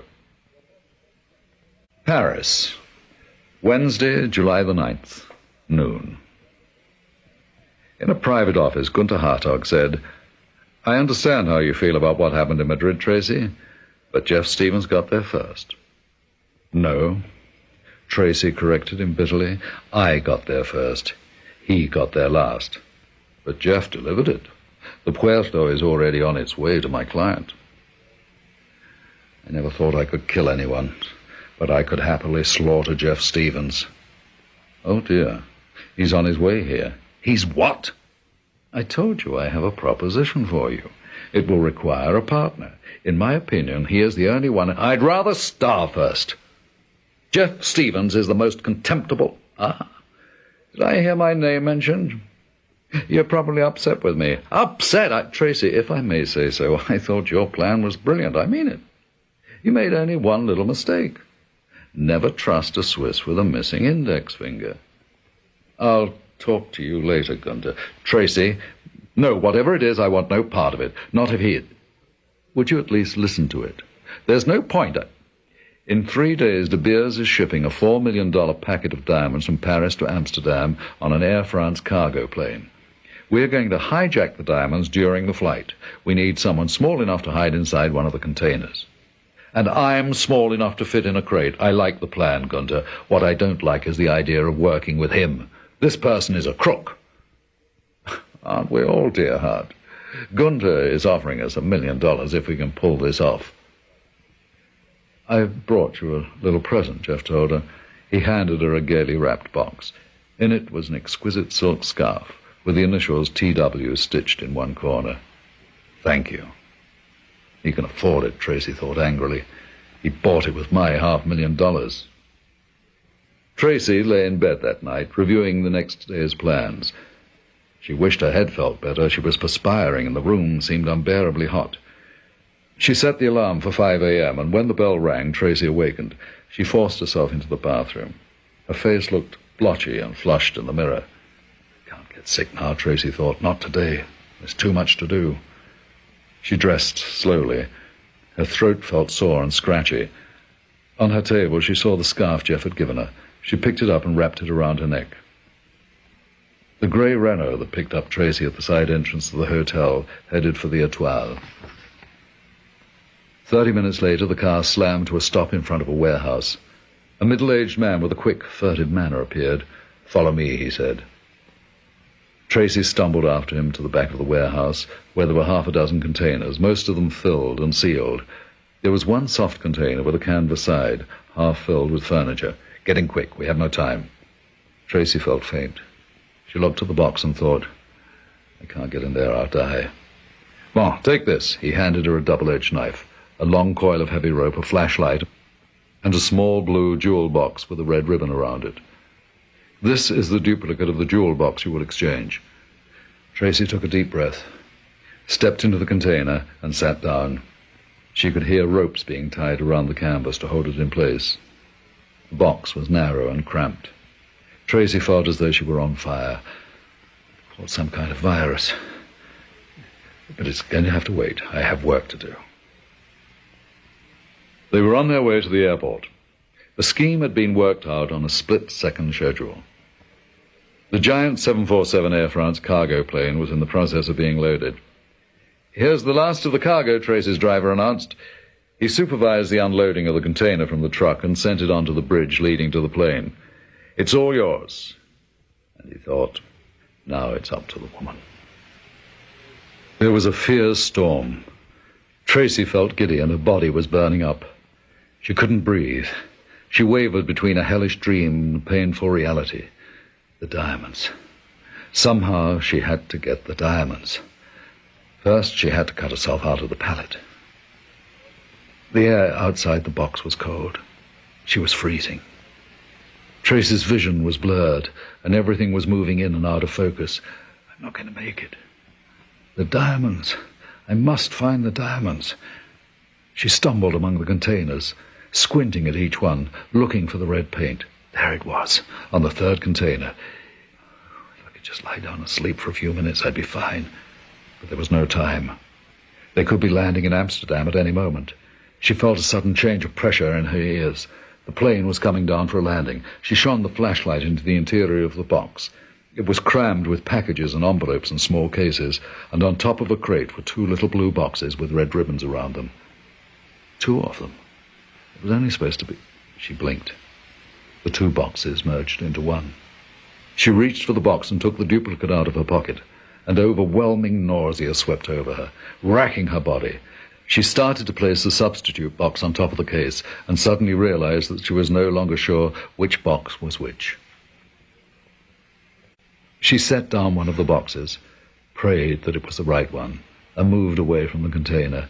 She fumbled an uncut coil of rope out of her coveralls. After you've cut the rope, put it in your pocket. Replace it with the new rope. Don't leave anything around that will make them suspicious. It had sounded so easy then, sitting in the warm sun on the deck of the Bateau Mouche. Now it was impossible. She felt a jolt beneath her feet as the plane touched the ground. The 747 was picking up speed now, taxiing along the runway toward the terminal. She clasped the jewel box to her chest and began to weave her way back to her pallet. She pushed her body through the canvas opening and flopped down, panting, her body beaded with perspiration. She thought she heard voices. She couldn't see. The perspiration pouring down her face was blinding her. She pulled the scarf from her throat and wiped her face. Better. She finished taping the rope and dropped the canvas back in place. There was nothing to do now but wait. She heard the sound of workmen entering the plane. The giant containers began rolling out of the plane. Tracy was unconscious when they loaded her container onto a Brousset & Company truck. Left behind on the floor of the cargo plane was the scarf Jeff had given her. When Inspector Trignon was given the scarf with the initials TW on it, found on the floor of the Air France cargo plane, he stared at it for a long time. Then he said, "Get me Daniel Cooper." When Tracy opened her eyes and watched the ceiling slowly coming into focus, she had no idea where she was. Her body felt battered and sore, and she had the feeling that she had returned from a long, wearying journey. Drowsily, she looked around the unfamiliar room, and her heart suddenly skipped a beat. Jeff was slumped in an armchair near the window, asleep. As she sat up, Jeff stirred and opened his eyes. When he saw Tracy looking at him, a slow, happy grin lit his face. "Welcome back." "I'm sorry. I gave you the wrong box." "What?" "I mixed up the boxes." "No, Tracy, you gave me the real diamonds. Gunter received the diamonds. He deposited your share of the money in your Swiss bank account." She couldn't stop herself from asking, "Why didn't you keep it all?" When Jeff answered, his tone was serious. "Because it is time we stopped playing games with each other, Tracy. Okay?" I don't understand him at all, Tracy thought. Not at all. She slept. The following morning, Tracy's fever was gone. "I'd like to get out," she said. "Do you think we could go for a walk, Jeff?" They were a curiosity in the lobby. The couple who owned the hotel were delighted with Tracy's recovery. "Your husband was so wonderful. He insisted on doing everything for you himself. He was so worried. A woman is lucky to have a man who loves her so much." Tracy looked at Jeff, and she could have sworn he was blushing. That night, Tracy lay awake, unable to sleep. "Are you asleep?" "No. What are you thinking about?" "Tomorrow, leaving this place." "I'm going to miss you, Jeff." Jeff sat up slowly and looked at her. "How much?" "Terribly." A moment later, he was at her bedside. "Tracy, don't talk. Just put your arms around me, hold me." It started slowly, a gentle exploring of the senses, and it began to build and swell in a frenzied, frantic rhythm, until it became a bacchanal, an orgy of pleasure, wild and savage. She was in the middle of a rainbow. She felt herself being swept on a tidal wave that lifted her higher and higher. All through the night they made love, and talked about everything and nothing. And it was as though some long-locked floodgates had opened for both of them. At dawn, as the canals began to sparkle with the beginning day, Jeff said, "Marry me, Tracy." She whispered, "Yes, oh yes." She began to cry, gripped tightly in the safety of his arms. "I'll never be lonely again," Tracy thought. "We belong to each other. Jeff is a part of all my tomorrows." Tomorrow had come. The following day they checked into the Amstel Hotel, and Gunther Hartog flew in from London to meet them. "I'm delighted that you two are getting married," Gunther said. "My warmest congratulations." "Thank you, Gunther. I respect your wishes about retiring, but I have come across a situation so unique that I felt I had to call it to your attention. It could be a very rewarding swan song." "We're listening," Tracy said. Gunter leaned forward and began talking, his voice low. When he had finished, he said, $2 million if you can pull it off. It's impossible, Jeff declared flatly. But Tracy was not listening. She was busily figuring out how it could be done.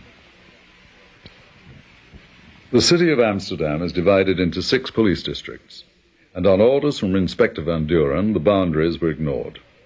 Detectives from different districts were assigned to surveillance teams. I want her watched 24 hours a day. Do not let her out of your sight. Inspector Van Duren turned to Daniel Cooper. Well, Mr. Cooper, are you satisfied? Not until we have her.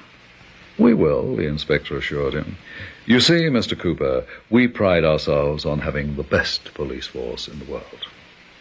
Everywhere Tracy and Jeff went, they were followed by the police, and each evening Daniel Cooper studied the written reports submitted to Inspector Van Duren.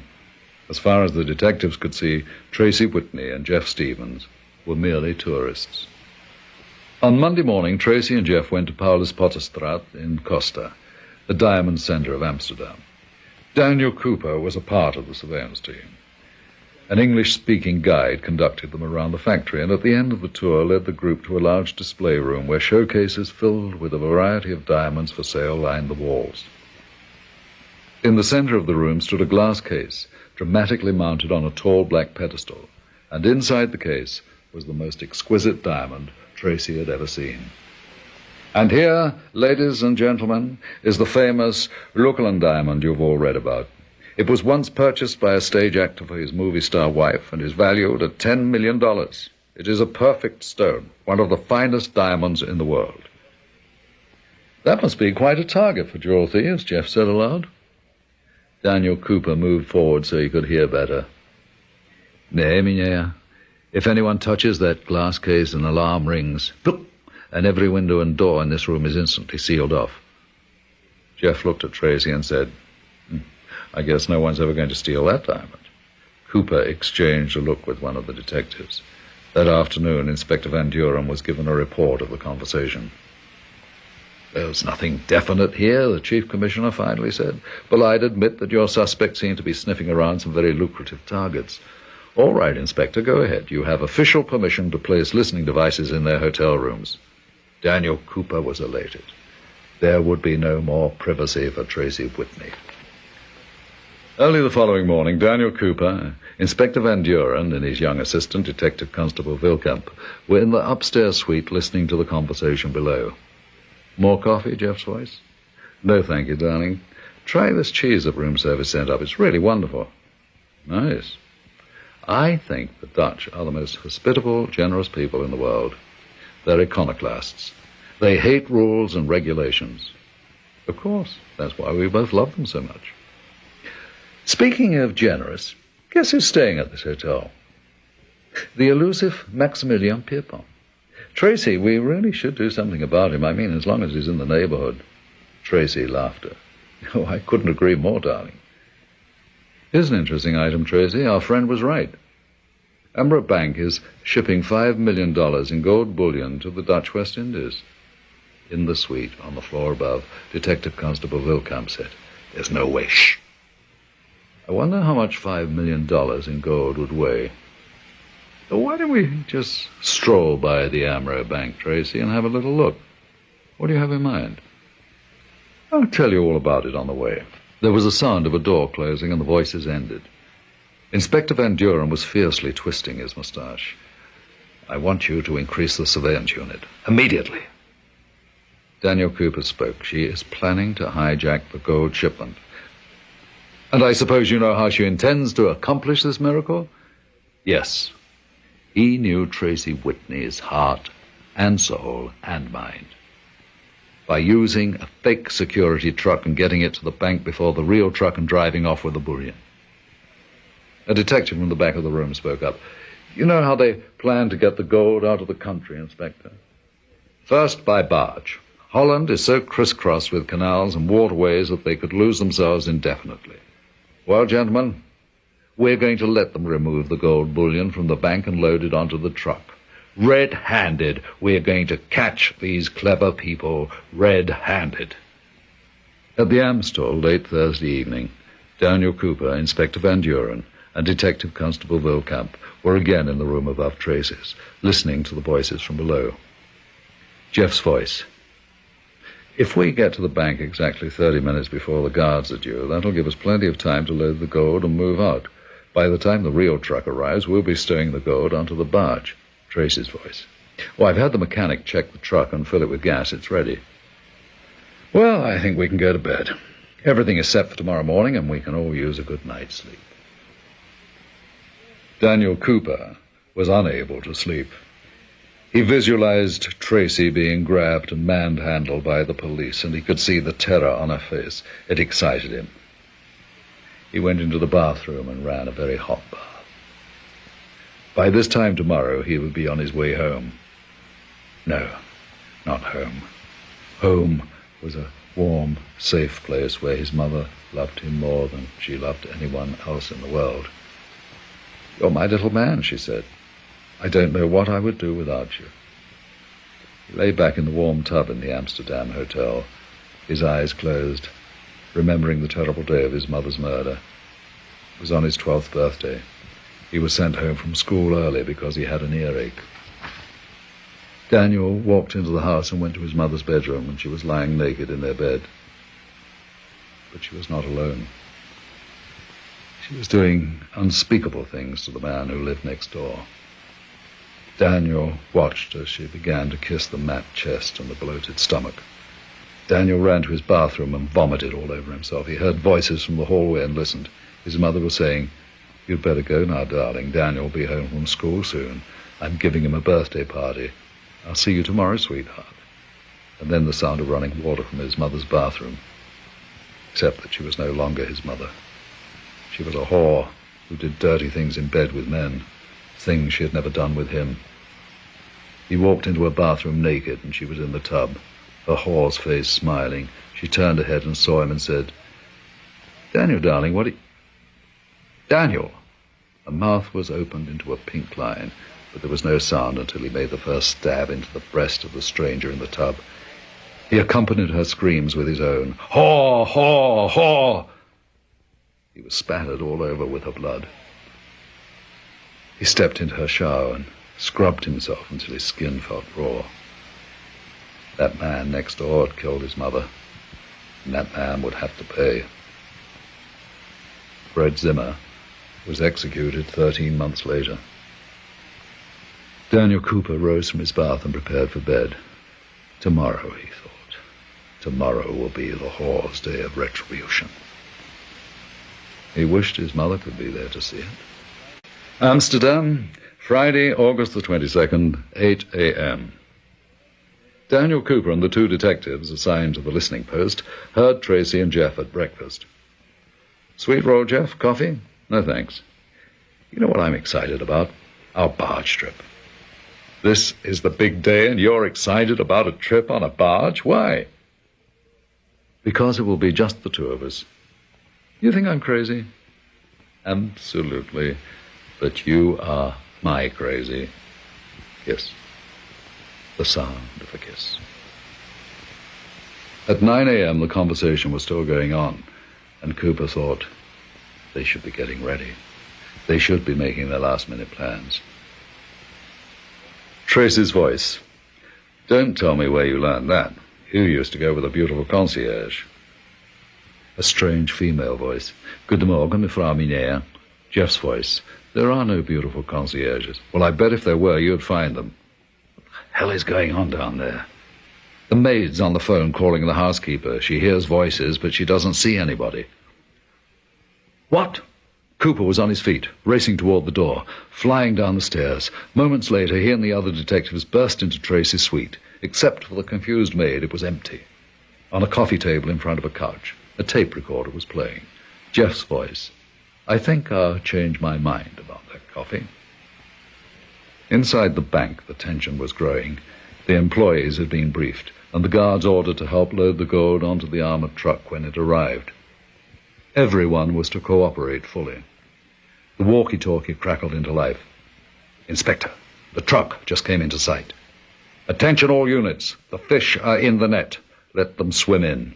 As Cooper and Van Duren watched, 2 men wearing the uniforms of security guards got out of the truck and walked into the bank. "Where is she? Where's Tracy Whitney?" Daniel Cooper spoke aloud. "It doesn't matter. She won't be far from the gold." The loading took 8 minutes. When the back of the truck was locked, Inspector Duran yelled into his walkie-talkie, "All units close in, close in." Pandemonium erupted. The janitor, the news vendor, the workers in overalls, and a swarm of other detectives raced to the armored truck and surrounded it, guns drawn. "Is this red-handed enough for you? Let's wrap it up." "Oh, it's over at last," Cooper thought. Cooper and Van Duren pushed their way through. "You can turn around now, you're under arrest." The 2 men, ashen-faced, turned to face the group. Daniel Cooper and Inspector Van Duren stared at them in shock. They were total strangers. "Who are you?" We are the guards for the security company. Don't shoot. Please, don't shoot." There was a green bile in the pit of Daniel Cooper's stomach, and it slowly began to rise up into his chest and throat, so that when he could finally speak, his voice was choked. "They were never after the gold. This whole setup was a decoy. They knew we were onto them all the time." And Duran's face went white. "Oh, my God. Where are they?" They were approaching the Netherlands diamond-cutting factory. Jeff wore a beard and a moustache and had altered the shape of his cheeks and nose with foam sponges. Tracy wore a black wig, a maternity dress and padding, heavy makeup, and dark sunglasses. The 2 of them entered the reception room and joined a busload of tourists listening to a guide.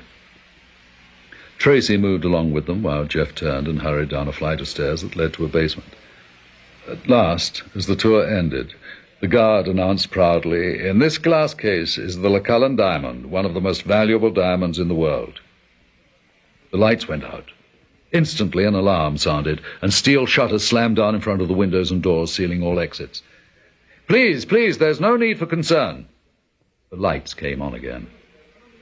The guide took out an odd-shaped key, inserted it in a slot in the wall, and turned it. The steel shutters over the doors and windows retracted. The telephone on the desk rang, and the guide picked it up. It was a false alarm. He replaced the receiver. The lights went out again. The alarm bell rang, and the steel shutters slammed down once more. In the basement downstairs, Jeff stood in front of the fuse box, listening to the cries of the tourists upstairs. He waited a few moments, then reconnected the switch. The guide took out the key again and inserted it into the wall slot. The steel shutters rose. A door to the room opened and Jeff came in, carrying the tool case, his worker's cap pushed back on his head. "What's the problem?" "Well, the lights keep flashing off and on. See if you can fix it. Quickly, please." He turned to the tourist. "Well, why don't we step over here where you can select some fine diamonds at very reasonable prices?" Jeff, unobserved in the press of the crowd, slipped a small cylindrical object from his overalls, pulled the pin, and tossed the device behind the pedestal that held the Lucullan diamond. The contrivance began to emit smoke and sparks. "Hey, there's your problem. There's a short in the wire under the floor." He moved towards the velvet ropes around the pedestal. No, you can't go near that." "Fine with me. You fix it." He turned to leave. Smoke was pouring out faster now. The people were beginning to panic again. "Wait just a minute." He hurried over to the telephone and dialed a number. "Captain, Hendrik here. I'll have to ask you to shut off all the alarms. We're having a little problem." "Yes, sir." "How long will you need them off?" 5 minutes. 5 minutes, Dankerveld. "Well, for God's sake, hurry. We never shut off the alarm." "I've only got 2 hands, friend." Jeff waited 10 seconds, then moved inside the ropes and walked up to the pedestal. The frustrated guide turned to the group. "We accept credit cards, traveler's checks," he gave a little chuckle, "and even cash." Tracy was standing in front of the counter. "Do you buy diamonds?" "What?" "My husband is a prospector. He just returned from South Africa, and he wants to sell these." As she spoke, she opened the briefcase she carried, and a torrent of flashing diamonds cascaded down and danced all over the floor. "Oh, my diamonds, help me!" There was one frozen moment of silence, and then all hell broke loose. The polite crowd became a mob. They scrambled for the diamonds on their hands and knees, knocking one another out of the way. The guard screamed, "Stand back, stop that," and was knocked to the floor. They were trampling over him. The world had suddenly gone mad. It was a nightmare that seemed to have no end. When the dazed guard finally managed to stagger to his feet, he pushed his way through the bedlam, reached the pedestal, and stood there, staring in disbelief. The Lucullan diamond had disappeared. So had the pregnant lady and the electrician. Tracy removed her disguise in a stall in the public washroom in Worcester Park and headed for a park bench. She thought about the mob of people scrambling for the worthless zircons and laughed aloud. She saw Jeff approaching. "I love you," he said. He slipped the Lucullan diamond out of his jacket pocket and handed it to Tracy. "Feed this to your friend, darling. See you later." They would take separate planes and meet in Brazil, and after that, they would be together for the rest of their lives. Tracy looked around to make sure no one was observing. Then she unwrapped the package she held. Inside was a small cage holding a slate-gray pigeon. Now Tracy took a small chamois sack from her purse and placed the diamond in it. She removed the pigeon from its cage and held it while she carefully tied the sack to the bird's leg. "Good girl, Margot. Take it home." A homing pigeon averages 40 miles an hour, Gunther had told her, so Margot would reach him within 6 hours. It was a luxurious Pan American 747, and Tracy was seated in seat 4B on the aisle in first class. She was excited. In a few hours she would be with Jeff. No more capers. Life will be thrilling enough just being Mrs. Jeff Stevens. "Excuse me." Tracy looked up. A puffy, dissipated-looking middle-aged man was standing over her. He indicated the window seat. "That's my seat, honey." Tracy twisted aside so he could get past her. As her skirt slid up, he eyed her legs lasciviously. "Great day for a flight, huh?" Tracy turned away. Her companion nudged her. "Since we're going to be seatmates on this flight, little lady, why don't you and I get acquainted? My name is Maximilian Pierpont."